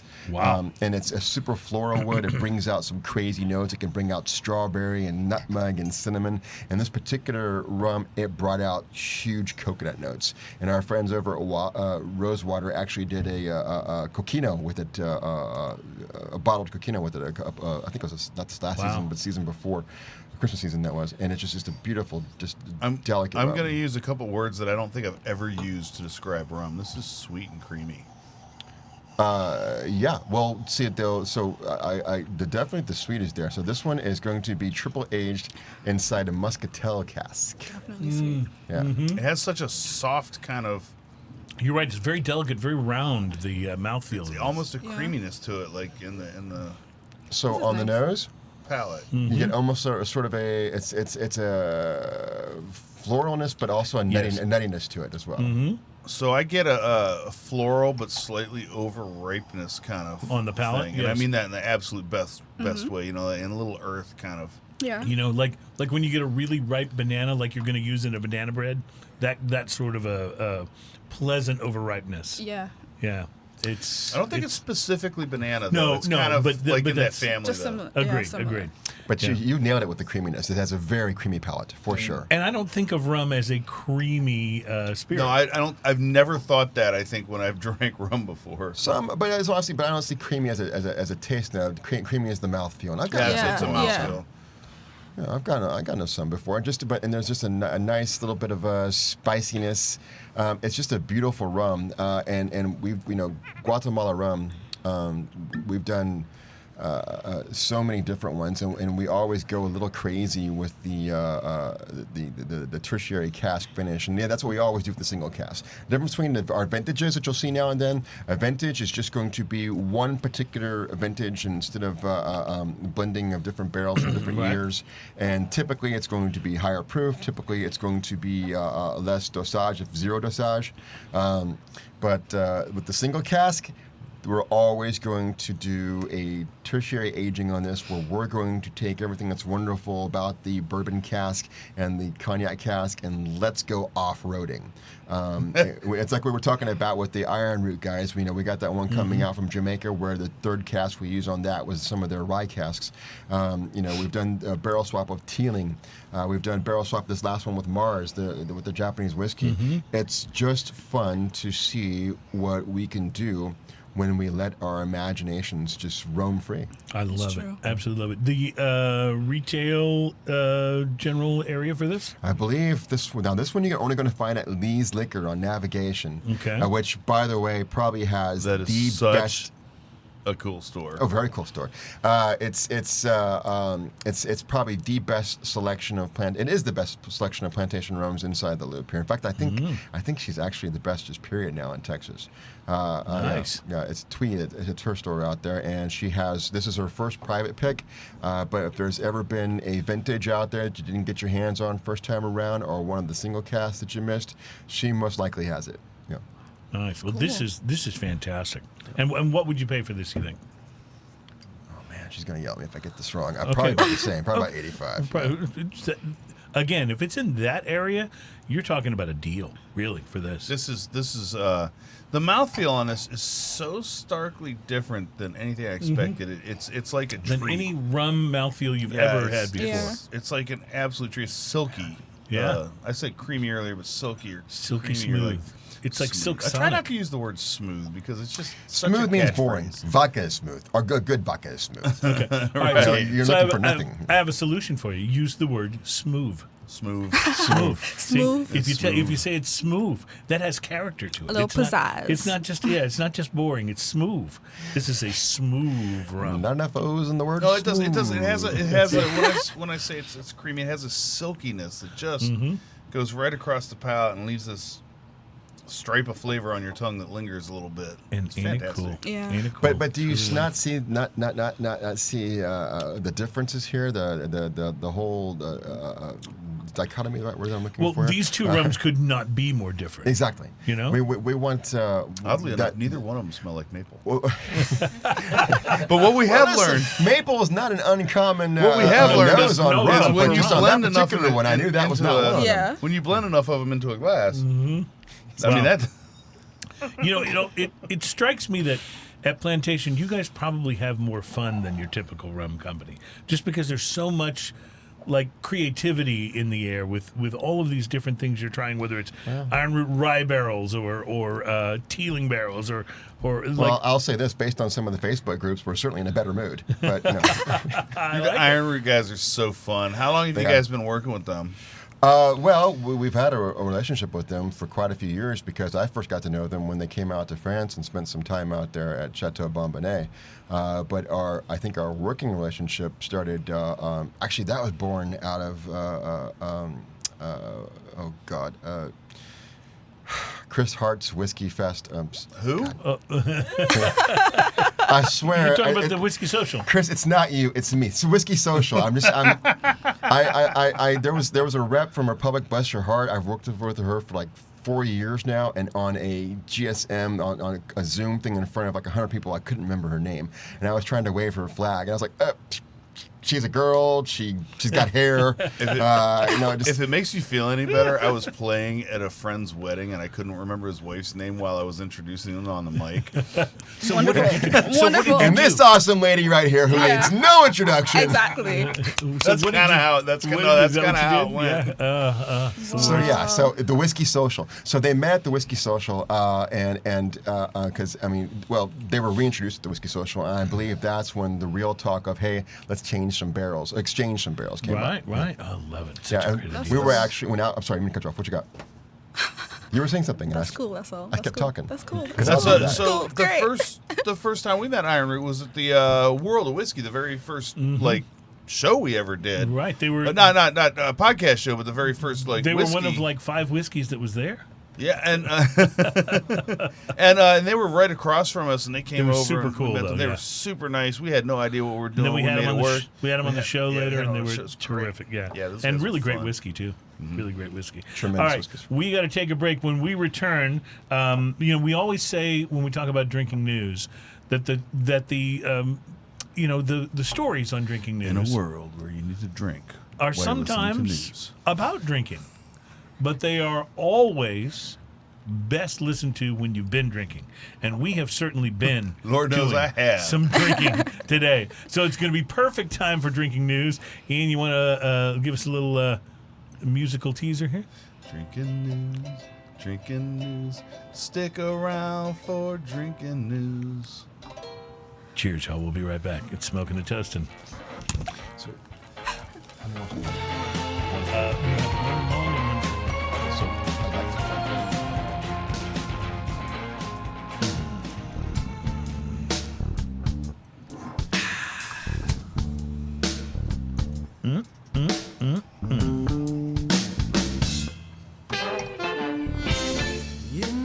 Man, that's good guitar tone. Welcome back. Yeah, he seems like a little offbeat, though, don't you think? The guitar's a little slow rhythm there. That band is awesome. Welcome back. It's Smoking and Toasting. We are the radio program that is all about craft beer, fine spirits, and hand-rolled cigars. We're going to get back to all of that. But first, as Docs, I think, already knows, but some of you who are new to the program might not realize, this little segment here has become the most popular portion of Smoking and Toasting. It's a little something we like to call Drinking News. Drinking news. Now it's time for drinking news. Drinking news. Now it's time for drinking news. A Florida man with one arm said he had a gator for a pet. When asked about his absent arm, he said, I had to take my gator to the vet. Drinking news. Now it's time for drinking news. Cheers, y'all. And a reminder, of course, that Drinking News is stories that we find from all over the world that are, these are at least reportedly true stories. They're not from The Onion or National Lampoon. These are reportedly true stories that sometimes are, in fact, about drinking. Not always, but are always best enjoyed if you've been drinking, which... I'm going to hurry through drinking news so we can get back to this. Yes. At one time or another, I imagine that it has probably happened to most of us. Waking up in the morning after having had a little too much to drink the night before. Maybe you wake up on a buddy's couch. Maybe you wake up like Robert Downey Jr. did that time way back in the day in the house of a strange family you've never met. Maybe you wake up and discover that you've been abducted by an alien species that seems interested in probing a particularly sensitive area of your anatomy. Sidebar. My feet are real ticklish. Why is it that people who claim to have been abducted by aliens always seem to report that the aliens want to perform an anal probe? Why are alien cultures so obsessed with our butts? And if they really are, why are they choosing the butt of Cletus from East Muleshoe, Kentucky to investigate? I mean, that's not the best representative of our species, right? I mean, clearly. Beauty's in the eye of the Clearly beholder, we sir. can come up with someone who represents humanity better than that. My personal apologies, by the way, if it sounds like I'm offering up Tom Hanks for an alien anal probe. but I'm just saying we can do better, right? We can do better. Anyway, back to what I was saying. There's a strange new phenomena that has emerged and developed in Okinawa, Japan, and police there cannot figure out a way to stop it. Apparently, many Japanese, after being out for a night of drinking, and probably too much drinking, become so intoxicated that they participate in something Japanese officials are calling road sleeping, or rojonei in Japanese. And Adam, if you want to put up the first picture here. Yeah, rojonei in Japanese, road sleeping. Rojonei is the Japanese word for what happens when intoxicated individuals simply lie down on the sidewalk or along the side of a road or in the middle of one for a nap before dozing off. It's an oddity that seems to be primarily found in this southern prefecture in Japan. In fact, the police chief there told reporters, "I didn't even know the term rojonei before coming to Okinawa." I think we have a second picture Adam can put up here of yet another road sleeper. Police officers say that sometimes people doing rojonei are liquored up enough to mistakenly think that they actually have arrived home, and so they slip out of their clothes and sleep buck naked in the street. I'm not kidding. This is really happening in Okinawa.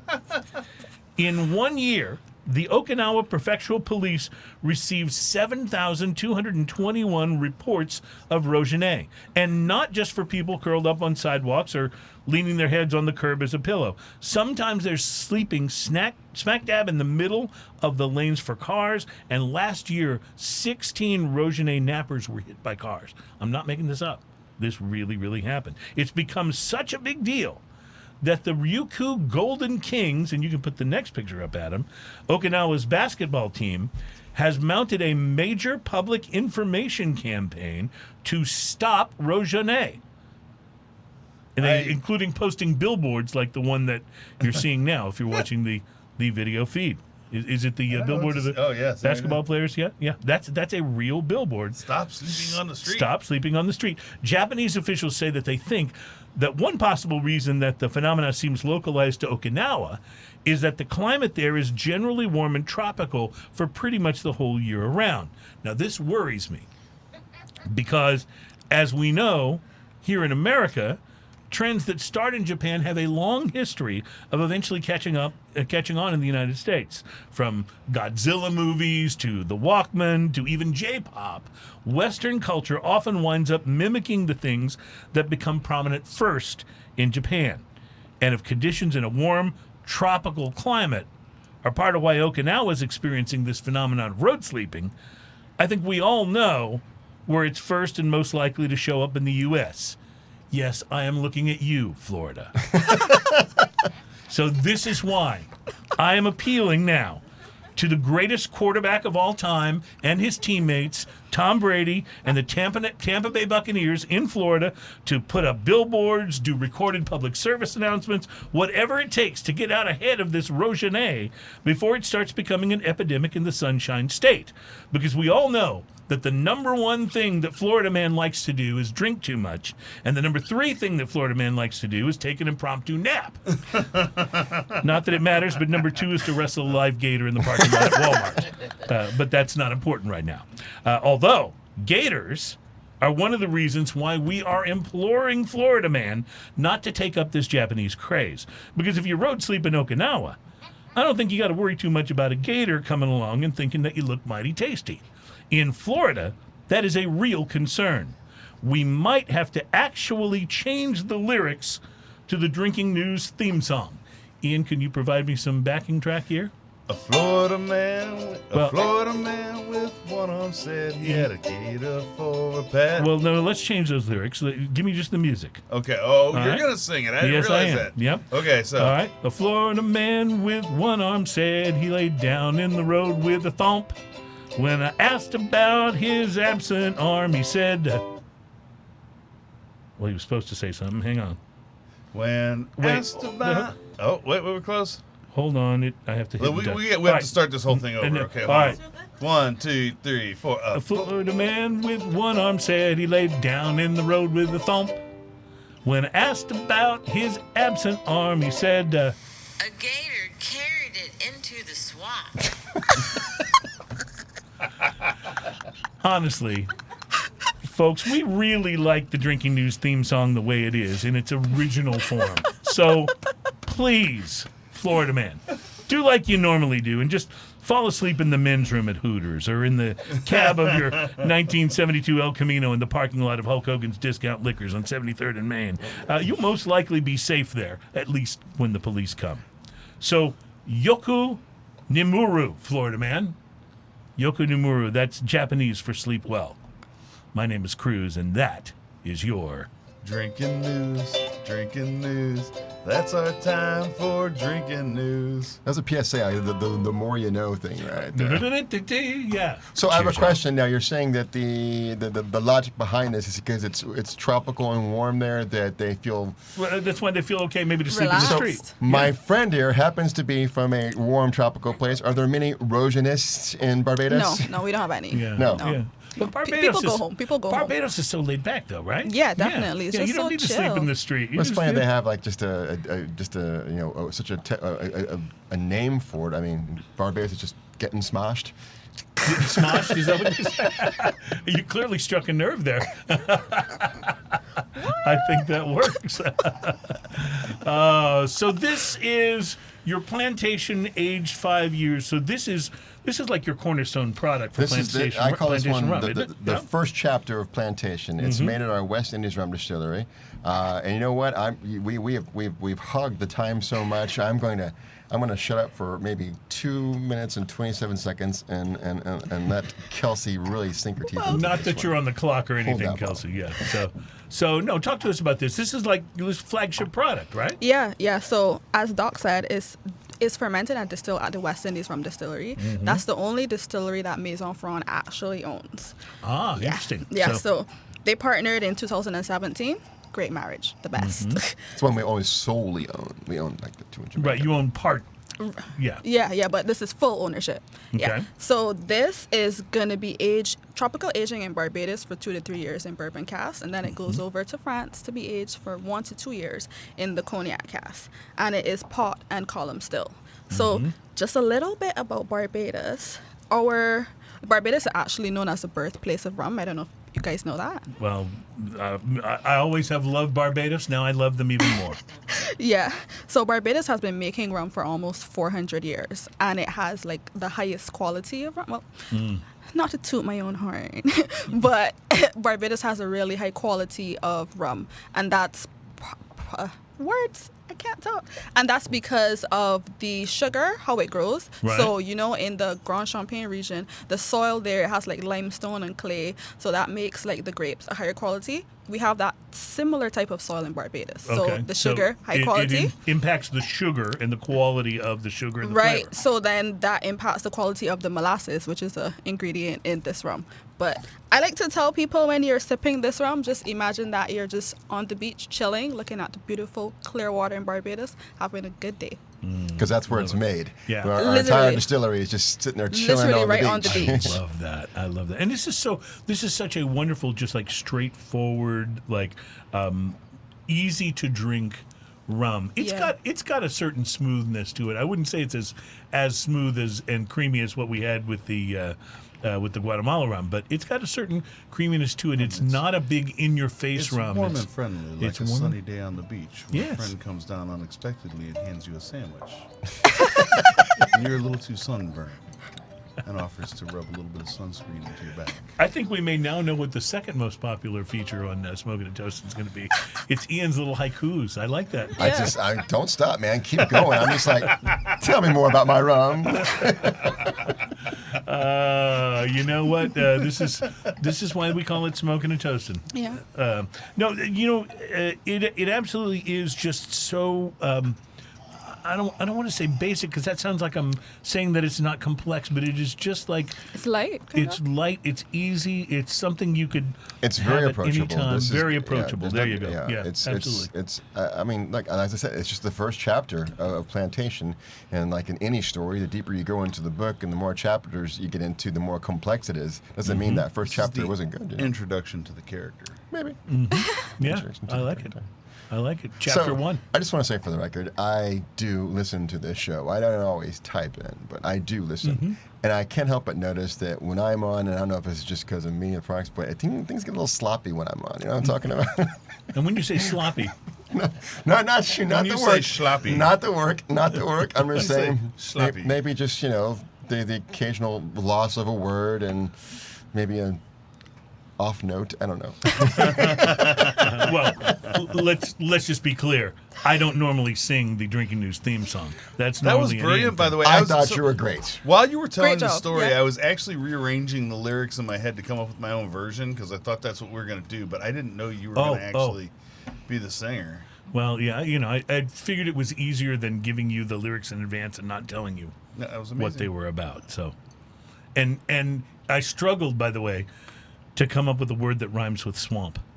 And I eventually landed on thomp, Thwomp. which is, almost made up, Yeah, but it still. worked, right? It worked, Yeah, right? it works. It works. So I absolutely love this, and we should, we've talked about this when you've been on the show before, but honestly, we always have at the Cruze household a bottle of the Isle of Fiji and a bottle of the Stiggins Fancy Pineapple as well.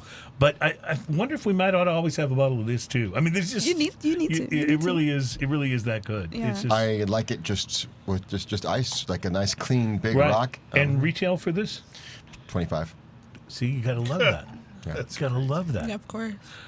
So, all right, Ian, we're going to try beer in this segment too. So, you may want to get started cutting some wax over there because this is one of those things where, unlike the rum bottles that Dox has brought with him today, I'm scratching the wax right now. where he so kindly has cleared the neck of the bottle and the cellophane tops for us, so there's been no injury or spillage. This one, on the other hand, is going to require a little chopping. As Dinosaur Jr. once said, start chopping. See, I'm starting to I'm worried about my sloppy comment here because he's using a very sharp using a blade. very I'm assuming there. Yeah. It's like this could go so bad. But you gosh, what an episode! Who could forget that time? Remember when I accidentally threw my blade at Docs? We're gonna change the we have to change the title of this show from Drinking with Docs to Ian Loses a Finger. So no, we don't want that to happen. It's closed now. Are you back off of I do feel bad. high alert? I'm sitting here like on the edge of my seat saying, "Careful, careful, cut away from you." When did we become that person? What age? 15 years ago. Hey man, when I had a learned kid. to use a knife back in the 80s before they invented safety. Right? That's true. Because I remember back in the 80s one time I bought a ladder, and you won't believe this, but it did not include the warning label on it, on the steps of it that says do not step. It was back in the 80s.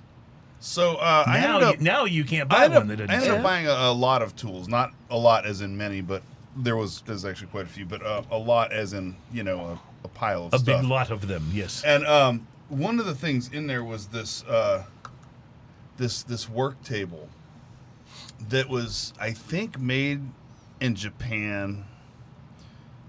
I think. But this work table was like one of these like multi-use tables, right? You're Yeah. supposed to be able to use it for tons of stuff, but the best part about it is it had a slot in the middle of it. This table, and it had all the directions written on the table, was made so that you could just take your circular saw and you could pull back the guard that goes over the spinning violent blade on your circular saw, and you could mount it upside down on this table with these 4 little tabs that were just held on by You some... screwed it, and that way you can Held run it on by and some do wooden nuts. do the boards, right? And you could take this ultra lightweight table and put a piece of plywood and try and drag it across that. And It how was did the that work out for absolute you? worst idea. I never tried it, but I was just thinking to myself, people bought this. The person Yeah. that I got this lot from bought this table. But this was in the 80s before they invented safety. Oh yeah, it had to be. Yeah. It had to be. Like it was like me and a couple friends sat in my workshop one night while I had it there. I said, "Okay, you guys got to see this." And we must have sat around clowning that table for an hour and a half, just drinking and having a good old time with it. Speaking of drinking and having a good old time, I'm working on it, man. I gotta tell you, right now with that last segment right there, remember those commercials there with like if you have a bad reception, the message that you're gonna get, and all I'm hearing is about table, hole in the middle, screw, mount. All of a sudden, the best episode ever. this is the best episode ever. That is for sure. Okay, who's missing? We need about a couple how more. far we're going. Okay, keep going. Just keep going that 3 way. more. Oh, sorry. Not you. 2 more. Since I got my nose in that one, there you go. So there we go. So 1 more. If There I we pour go. too many more, I'll just drink it. Well, fortunately, I think we're good. So as long as you have one now, we're good to go. Ian, tell us about this beer because there's a lot of information on that bottle. I'm going to tell you all about the Revision Wooden Brewing. Rose Darkling Imperial Stout aged in 4 Roses bourbon barrels. You know what's wrong with that? Not a thing. Yes. This is brewed and bottled by Revision Brewing Company in Sparks, Nevada. What was it aged in? 4 Roses 4 barrels. Roses bourbon barrel. So it says 2020 on it. Aromas. Well, you know what? Let's taste it before we talk about what the aromas actually say. I want to also point out. Let's talk after we taste. So All right, everybody, is there anything that it says beyond the 4 Roses it has barrel? tasting notes. That's Okay. all it really says. Okay. And I don't want to give away the tasting notes till after we. It's been a long time, but we have had Revision Brewing's products on the program before. So So I got to tell you guys, it's not an episode with me on it until I start running my mouth about Nick Telemontes. And so, we got the 4 Roses. Right. There's always the tie. I got something to tell you. Pete, the hunky guy that was here earlier, my Dallas guy, he broke him. He broke Telemontes. Apparently, they were hanging out in Dallas last week, and Nick didn't work the next day. That's right, Nicky. We went there. Couldn't hang with the Ferrand. You have been outed. when you break someone like that in this business, Right. that's going somewhere. Nick is so fun, man. He's so Yes. fun. When we Well, have to be him, so- fair, the Whistle Pig guy was out there. I don't think y'all guys have met Mike. I know y'all guys have met Stephanie, but this is their local guy in Dallas. He was out there, and they just, they took him out with the crew. Yeah. Well, He's I'll broken. tell you, though, how nice of a guy Nick is. He's a great guy. The first time we had him on the show, I called him Nick Tamontes for the entire show, and he never corrected me. No matter how many times I said Telemontes. And I just kept saying, it's one of those things like, you know how you can develop just that mental blind spot? In my mind, he Yeah, was it's Nick like, Tamontes. that's what it You know, is. that seemed like a pretty cool name to me. That is pretty. I'd have been all over you, man. All right, Sing it with how me. do we feel about the Revision Brewing Company's Wooden Rose? You know, I'm a little slow to warm up to it. I'll be totally honest. Maybe my palate is just off in rumland. Let me tell you what I love about this. Okay. I love that it's hardly carbonated. I love that That's this true. is sticky enough to probably hold 2 pieces of wood together for most of its lifetime. Hey, you could use it to mount that saw underneath the light table that you were talking about. Just pour a little of this on there and just, stick it up I in there. love the dark fruit, raisiny, date kind of plum notes that are in here. I love that the bubbles in this have different colors, like it's oily. I didn't even know there were bubbles in this. I have just a little bit of bubbles. It's kind of fun. I see that now. I love that the mouthfeel is like coffee that you left out for about 4 days and then reheated in the microwave. And I mean this all in the absolute best way. I was going to say, that's like not this necessarily beer. a good thing. I really like this No, beer. It has got a wonderful taste on the finish. I'm warming up to it now because I have to say, my first few sips, I was like, not getting it. But I am warming up to it now and No, the date feeling those raisin rich pruny date, kind of thing going on yeah, feeling those is pretty hardcore. vibes coming through. And I love it. I'm going to say something, and I hope it's a compliment to who is this? The Revision Brewing. I hope it's a compliment to them because I mean it this way.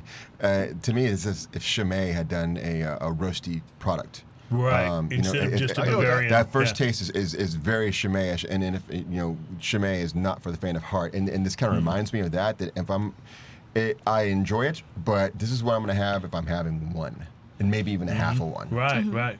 Well, these are I would bombers you drink open up when this friends are floating home. down the river. I have no problems with Oh, that. see, you're so funny with No that. problems with that. Wow. What about Rogenaying? Would you do this in Rogenay?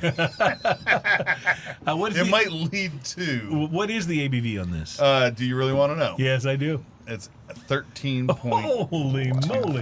Wow. Okay. I'm beginning to Yeah, understand this now. is 13.25%. I'm beginning to understand So now. when you say, honey, I'm only having one beer, Yeah, just only one. you're going to walk in like this. You're going to walk out at this. Docs, Oh did my you gosh. have anything more that you wanted to pull out of your bag of tricks for today's show?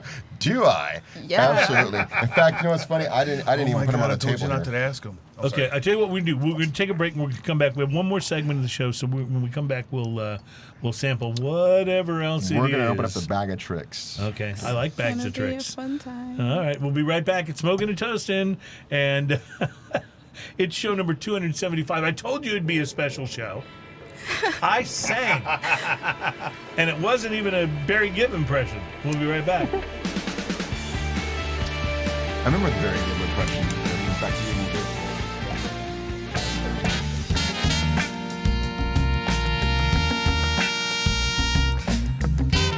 Welcome back. It's Smoking and Toasting, the music of the Suffers from Houston, Texas. Great. What do they call themselves? Gulf Coast Soul? Is that what Gulf Coast Soul? It works. It works. So there's a whole Gulf Coast category of music because I don't know if you remember the Hightailers. That was Gulf Coast rock and roll, and that fits them like it really does. Wasn't like 13th Floor Elevators kind of like that same sort of Gulf Coast rock and roll back in the day? Yeah.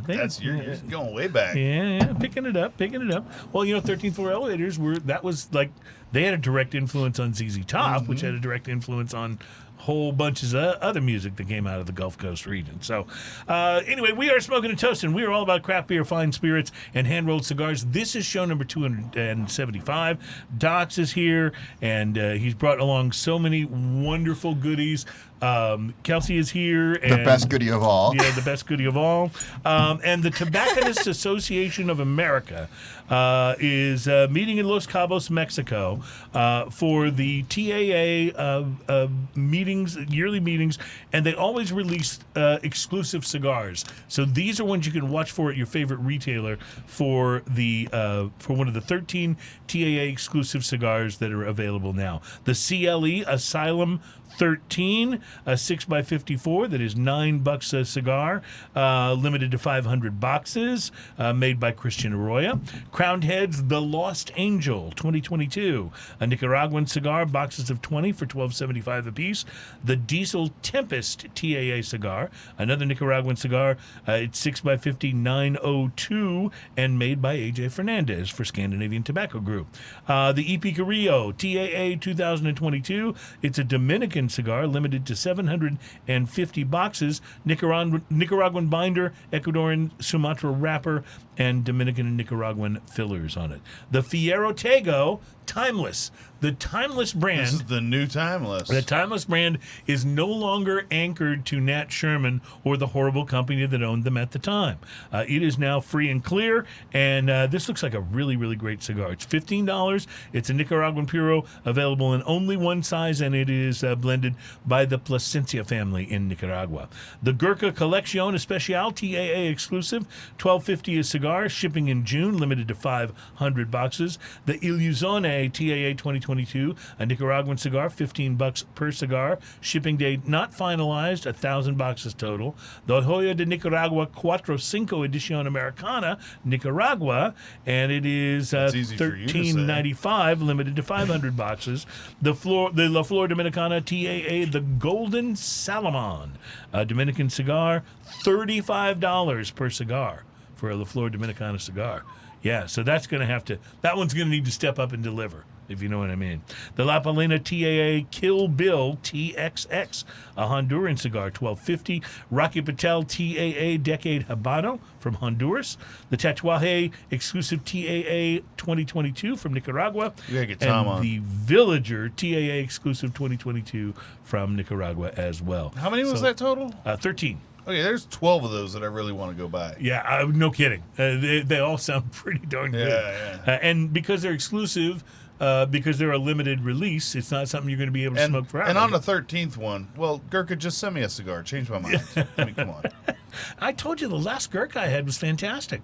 Yeah, I'm waiting for them to really, really To blow you away. be back like they used to. Like when I started smoking Gurkhas, they were like flavor profiles never been an issue for them. They're all mild to medium and pretty good. But that's just construction. Where are they from? I see them all the time. Gurkha has so many blends that you can't even ask where they're from. Right. They do have so many. They were blends. started from a guy I think in New York, right? They started as a very small boutique thing with brand. very, very limited releases and stuff. They really just grew too fast. They couldn't keep the quality going, and for a while they were like, "What's that old school Warner Brothers cartoon where the wolf has the cigar and he lights it and it blows up?" Yeah, that's what Gurkha cigars. Dude, he's got a picture of one that looked like that. It really did. Yeah, I was reviewing it for the show and it disintegrated on me. It was. Well, it's got kind of a Turkish look to it. That's what I was Yeah. asking. Well, they Yeah, always have that Turkish guy with the swords. And Their bands and their marketing is fantastic. Mm-hmm. Like, they look great, and they have great names But for they have them. gotten better. We've talked about Yeah. this on the show. They've definitely gotten better. All right, Docs, you've got something hidden over there. I can't You know see what it is. We totally skated over this beer. Am I the only one that really likes this beer? No, I like it. I came around on it. All right, I'm like sorry. it Let's too. go back Which to show are you listening to? We talked about it. We talked. Doc. You didn't want to talk about the beer. Yeah, I don't think he was a fan. I liked it, but it took me a moment because my taster was off in Rumland, I Yeah. think, and it took me a moment to adjust to it. But yeah, I think it's good. I think it's good. This is like if you did a Dr. Pepper reduction and then burnt the shit out of it. It's fantastic. I really absolutely do love like it. Dr. Pepper, so this is really good. All right, but I'm really curious about what Docs is hiding from us Let here. me put these images out and go, and I mean that in a good way. Who is that comedian? He would always do that. I don't mean that in a bad way. I don't even know. I'll think of his name. Dom Herrera was the Oh, comedian. yeah. He would always say, "That guy is a low-life, scum-sucking scumbag." I don't mean that in a bad way. That would be. I remember the guy that was like, man, if you can't find the weirdo on the bus. You're the weirdo. All right. Well, the weirdo on the bus wants some rum. So The way I used to tell it was my dad always said there was one weirdo on the bus, but I never saw him. All right, so we have Cane Rock, Cane Rock. Cane Rock. a new Look rum. Look This at is that. Hold on a second. Look This- at that freaking bottle, dude. This Yeah. looks completely different Look at that from It's turtle. completely different. Plantation Rum. This is. Can we all get a collective ooh and ah? Ah. That bottle is amazing. How much do you pay now for this bottle of rum? So this Cane Rock is something. This is not a plantation product. It's not going back to France and getting that continental aging. It's all distilled in Jamaica. But at it is our- a plantation product, though. No. No. No, this is not a plant. This is a brand new product from okay, Maison okay. Ferrand. I haven't poured it yet. Ian's This gonna is show No, I me. just want to hold it up to the camera so we can get the close up. But I want to love warn you that guys. turtle. This is something why we've we're never doing done the ooh before. and the ah. Look at that. It's spiced rum, Okay. What? All right. Jamaican spiced rum. You're doing a spiced rum? 100% Jamaican, 100% all natural spices. Mm. This is like nothing we've ever done before, and that's the reason why it's not plantation, because we don't do, we've never done a spice Right, plantation. plantation really doesn't and it's do just, spice it's, rum. it's just not about what we're about. So you did a whole different brand with this, and Yes. we're going to try it. Okay. Yep, and I, wait a minute, Oh, I love the scrunchy Ooh, sound. There we that's go. wonderful. The scrunchy That sound is of the wonderful. You're awesome. I had to get back in there. So just prepare for yourselves, guys. This is a sweet product. Okay. Not to call it a dry rum would be inaccurate. It is going to be vanilla-y. It's going to be sweet. It's going to have molasses. It's going to have the spicy notes. We are looking for, and we're not going after like this is not Captain Morgan. We're doing something that quite frankly you just don't see that often, at least not to our knowledge. We want to do a super premium. I was just saying, higher end spicy Higher rum, end, right? absolutely. Okay. I mean, right from here, just I can smell marshmallow Vanilla. right there. Marshmallow. Oh, Yeah. big time marshmallow If and you vanilla. don't like sweet stuff, this is not the rum for you. Okay. This is by far probably the sweetest product we've ever done. That's a rum. Yeah. Did I get everybody? Do we have? We're running out of glasses over here. This is just like my house. We have cups. I So. start off with so many clean We have a glasses, couple and by cups 10 left. We're o'clock, out of I'm beer, drinking so out of we the got bottle. 3 cups left. Oh, we got 4 cups left. Here you go. So this reminds me of. Okay, so I've had some rums that had has this, such a warm, that have had this fuzzy note. flavor to Yeah. them, but they were definitely cheaper, like rums. They weren't premiums, you know. Yeah. What else do we? There's use? a Adam? my dad loved rum, and my dad loved rum no matter what it came out of. Right. And a lot of times, As long as it a was lot rummy. of times it was a plastic bottle with sails on a ship. right? It's not good, and it was a spiced rum, and I'm thoroughly convinced he also liked fish sauce and a lot of other things that were questionable. Oh, come So on. I'm thoroughly convinced at some Used point in in the time right he way- destroyed used his in the right way, he fish sauce can destroyed be his wonderful. taste buds. But this is not spiced rum like that. This is not like if you leave Captain Morgan out and smell it a couple hours later. It's not that. This is Well, like such. look, I want to be very clear. We're not taking a shot at Captain Morgan there. I'm not either. It's just something that when we do something, This we is- like it to be our own and something that's unique and original. I So just- that's why we're going this direction here. Yeah, I just want to let the listener know this is nothing like any spiced rum that you've ever smelled. No. I've never smelled a spiced rum. It's that's also like not like, and I'll admit to actually really liking like Kraken. this. But It this smells is like nothing like cookies. Kraken. I like like Just Kraken. like you just cookie dough walked or straight like- into a bakery, like. It's yeah. absolutely. Can I tell you a funny Kraken I haven't story? even tasted this yet. I used Please to, do. when I worked at Republic and Kraken first came on the market, and I opened it up. I didn't know what to do with it, and it was just a brand new. We didn't even start talking about it yet, and so I took it and I played around with it and I mixed it with root beer and I gave it to my wife, who was, this is like 10. It's like maybe, I don't know, maybe 9 in the morning, and she's on a call. She works from home, and I'm not gonna tell you the company because, but she's on a call and she's like, looks at me and I hand it to her. She's like, puts it down, and I take it away from her. She's like. And stays on her call. Waves me off, so she liked it. Go away. Well, So I would say Kraken and Diet Dr. Pepper is one of the greatest Well, discoveries you will so ever my wife- wander across. we got a bottle of Kraken when it first came out. Yeah. And Kraken's interesting because, like, again, spiced rum to me was always like that cheap, terrible smelling stuff. Right. Like, eh. But we got a bottle of Kraken, and I was like, oh, okay, that's interesting. And my wife mixed it with Dr. Pepper. And I spent, I happened to be painting the inside of my house at that point in time. And so me and a radio and a podcast of Cigar Dave, actually. I was listening to Cigar Dave at the time. Just some old Cigar Dave episodes. And Dr. Pepper and Kraken painted my house. And it's an oddly good combination. But this is unlike any of that. Yes, please do Well, not this, mix it with this Dr. doesn't Pepper. taste like Kraken. Diet or otherwise. doesn't taste like Kraken. No, at I all. know you're like, why are we talking about Kraken? This, I just want you to know, like, Kraken's. I was going to give you 30 more good for seconds. what I it love is. Sarah. She's a great person, but we're not going to talk about her rum anymore. It's my time. This smells like. This smells this- like. What did I say? I said The whole like point is how different this is. cookies and Yes, cookies. Yeah, There's it's so many It's things. pastry. It's It's, like it's a- dessert. It's yeah. like a Pastry snickerdoodle. world. Okay. I mean, there's some snickerdoodle qualities there. Sure, it's got a lot going on there. And again, if you don't You know like what? sweet stuff, this is not the brand for you. So on the nose, it smells like all those things. When you taste it, it tastes exactly like it smells. It's unreal. That's There's crazy. coconut in there. There's Cinnamon, sweet spice. coconut. There's ginger, and everything again is 100% all natural on this. Wow. And what is this going to sell for? Probably about $30, $29.99. Wow. Rum and That's Fiji. And that's it's- like toasted coconut, and then this great little spice at the end. You said cinnamon earlier, I think. And it's made. It's distilled in South Jamaica. I'm sorry. Did somebody say coconut? Oh. Bam! Right there, cut and dry. Okay, we're gonna have to do this again. And yeah, So this is why the show goes on. You ever hear the show must go on? The show must. Your now wife go on. exclaimed and couldn't get to a glass fast enough. Yeah, well, that's I'm telling you, we're a rum kind of household. We really are. Yeah.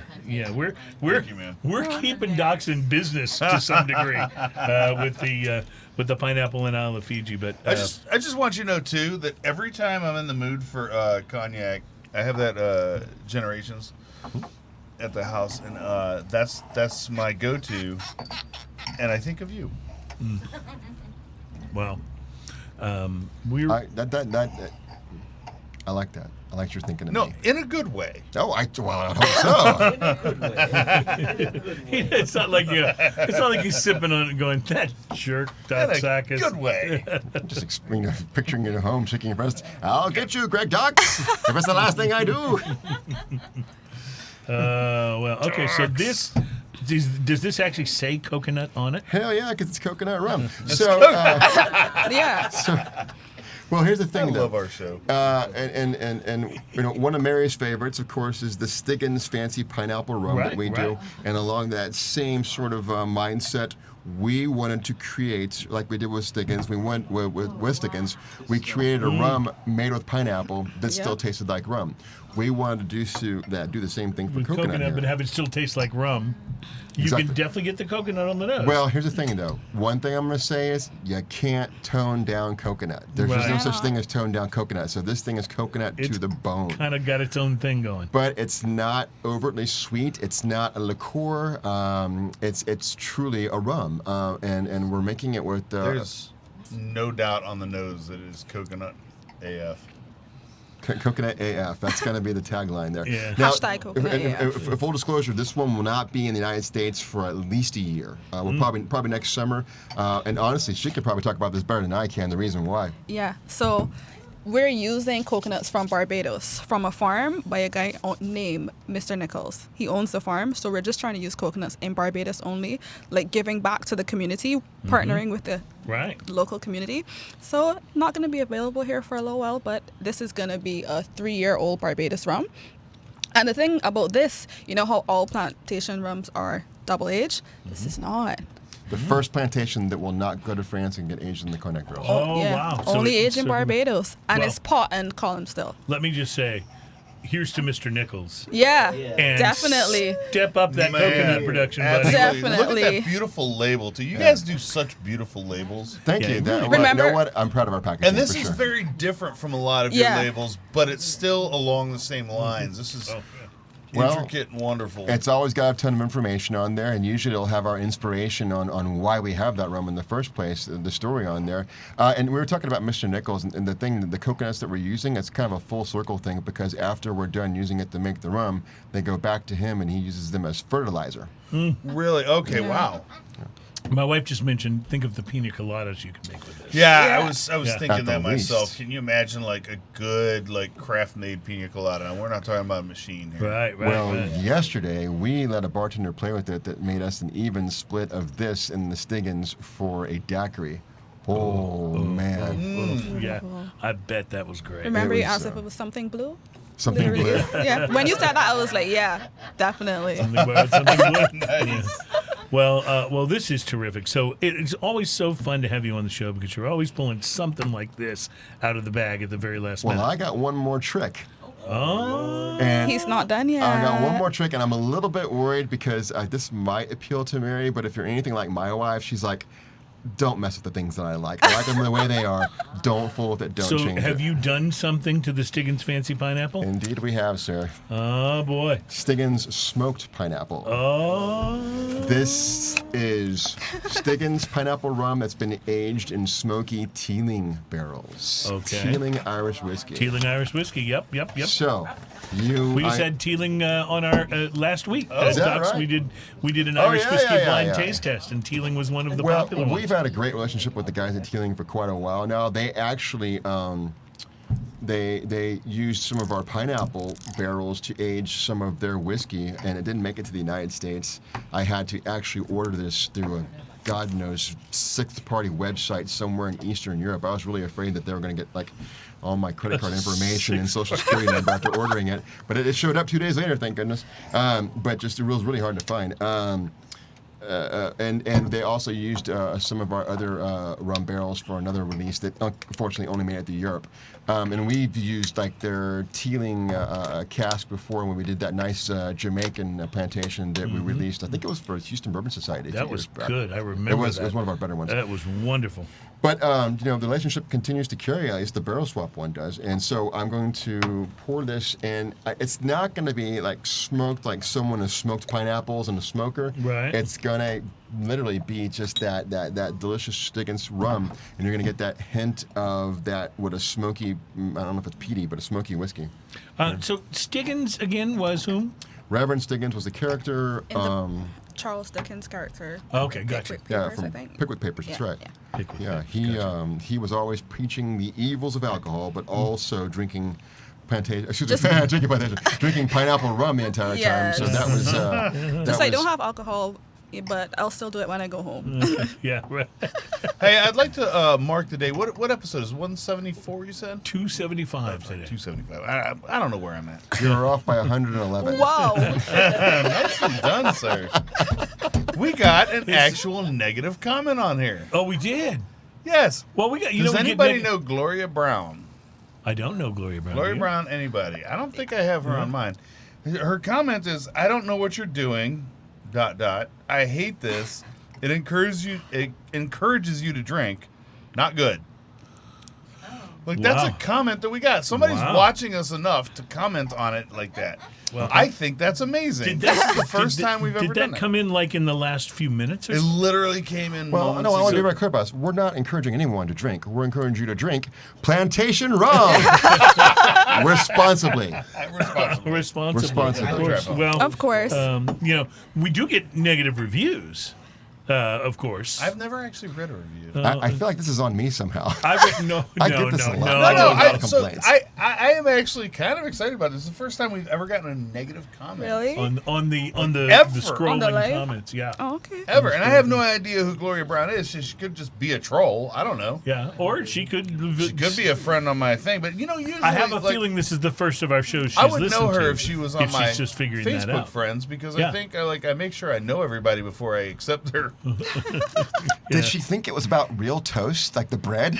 Like we Smoking were sitting here toast. smoking and making toast? Sorry. Hey, Smoking Gloria, and toasting could be I left my bread in the toaster Today we too have a long. lovely I don't know. brioche. Gloria, guess what? Not only do we encourage people to drink, we also encourage them to smoke tobacco. Yes. Pretty Smoke much a cigar. Responsibly. Yes, Yeah. responsibly. Responsibly. That's yes. the whole thing. It's about being responsible. We don't want you to practice the fine Japanese art of Rogenet. All right, and we want you to drink responsibly. And if you do it at home. People Yeah. sleep in your driveway. Yeah. Come on. Right. Definitely. responsible. Like a man that works all day to pay his bills and then comes home to a beautiful wife who does all the dishes and cooks all the food all day long. Oh, no, that I'm not on board with. No. For the record, no, I do the dishes in our house. I want to. I was I do the going for dishes, too. I was going for what would incite the worst possible Gloria Brown. That'll do her. Response. A gator carried it into the swamp. Life is is wrong good. with us? All right, I have not tried this. I've just taken a little I forgot nose we of haven't this. tried it yet. We were having so much fun with that last I piece. know. Again, the sloppy episode. Yes, that's all right. Well, those are the favorite. Those are my favorite ones. Sorry, it's a sloppy episode. Sloppy. I want to know what Mary thinks. Forget you guys. All right, that's good. Mary is the. Right, I'm conflicted. She's the big fan of. I think I'm much pineapple. like your wife. Yeah. It's cool, but just don't mess with your stuff. I get it. Do not like mezcal, or- Right, she loves tequila, I doesn't love like tequila, mezcal. but when you get the smoky Yeah. stuff, I'm kind of like, no, not with my drink. You know. I love this. But this is not as Can I have smoky some as more? some of that stuff, so it's mild on that part Yeah. of it. So I think I could drink this, but it's probably not one I'm gonna just choose. She's not going to choose that over the other pineapple. Well, the good news is it won't be around very long. It's going to be a one-shot deal. It'll come in probably later this summer. Yeah, and not much of it. Yeah. Still, I enjoy the smokiness, though. Still very I don't know about you guys. I went in for a second cup. So you're liking the smoking. And this is fantastic. Yeah. I can imagine this with a cigar, but something on the like a sun-grown wrapper or something like along those lines. I want to see what one of our craft cocktail friends, like the guys out at Rosewater or even Anvil, I want to see what they can do with the garnish Just on this. the Like nose. actually, they're gonna grill or smoke some pineapple to put on this. The For nose daiquiri. is so interesting on this. I can imagine this going with savory meals. I can imagine this going with savory and sweet, and I can imagine this going almost with tropical as well. Obviously, this is. It's one of those things that I don't think for me it would replace the regular pineapple, No. but I sure enjoy it. It's kind of, it reminds me a little bit of every now and then I'm in the mood for a peated whiskey, but usually that's not what I'm choosing. Can I But when borrow- I'm in the mood for that, Can I borrow the water? nothing else will do. You know what I mean? And that's kind of where what I would say about this is like, this is just a nice additional thing to have on hand And again, we're encouraging you to drink Plantation Rum. Did you notice the tealing phoenix is on his shoulder? Yes, I Like a did parrot, notice that. yeah. Yeah, which is very cool. Yeah. That's very cool. I put a Yeah. drop of water in here just to see. I bet How it would open it up. Well, And you can tell that the liquid actually gets a little angry at it. honestly, guys, I'm gonna tell you something right now, I'm a believer in this. There, some of the most notable whiskey makers that I've ever met. They always say you got to put at least one drop of water in to open up the whiskey or the spirit to really taste. So I'm all about that. Now I'm not saying water it down, but All right. one drop or two All drops right, opens I it up. dare you guys put a drop of water in this. This becomes Challenge accepted. incredibly like Let's from go. what. Okay, so from what you had a minute ago, it's gonna immediately become friendly. I'm getting too much. I have a recycled glass, and so I'm getting coconut in mine. Once you get coconut in something, it You ain't can't getting get it out. Yeah. Yeah, no, you're right about that. Coconut will do it. There you go. All right, so I'm going to try It's to it becomes much more like, and it's good to begin with. I really like this straight and neat. But with a splash of water, I can imagine what this does with an ice cube too. I bet Oh, for sure. it becomes Yeah. amazing. But with a splash of water, this opens up and it smooths out all those rough edges that aren't really that rough in the first place. Yeah. And I gotcha. becomes almost silky Good at that call. point. Good call. I do have a little issue with that though, because I feel like you're encouraging me to drink this. Well, You know, I mean, I hate this. It encourages you to drink.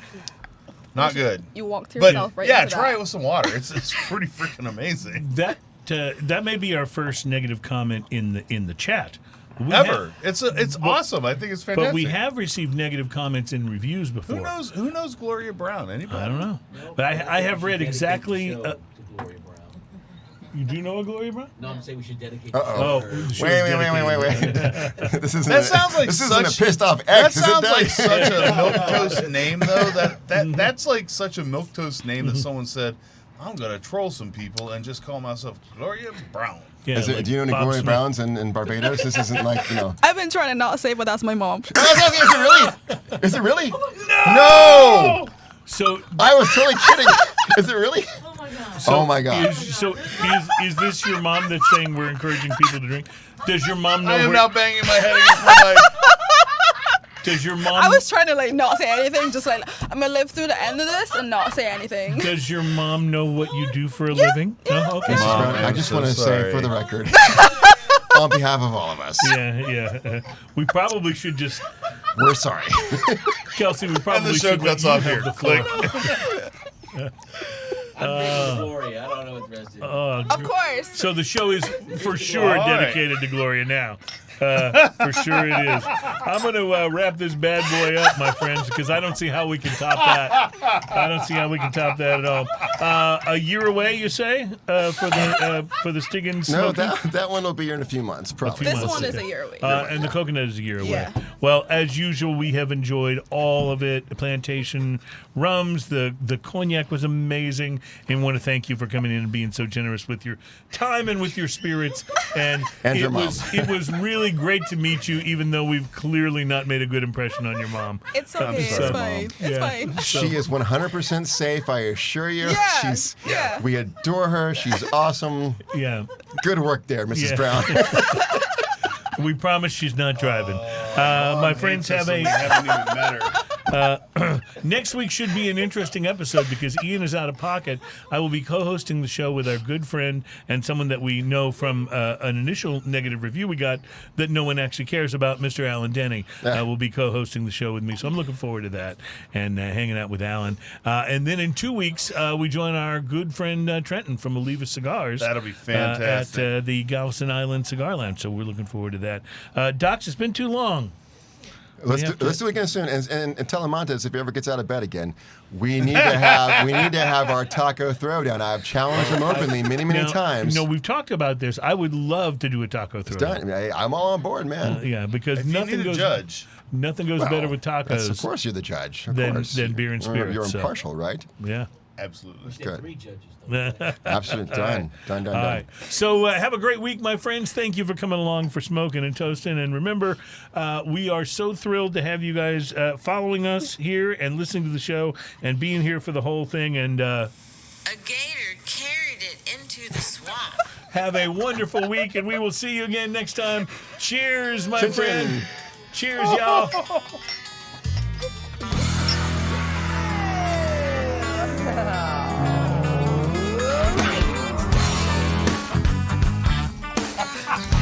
Best episode ever. That could not- So that could not have been better.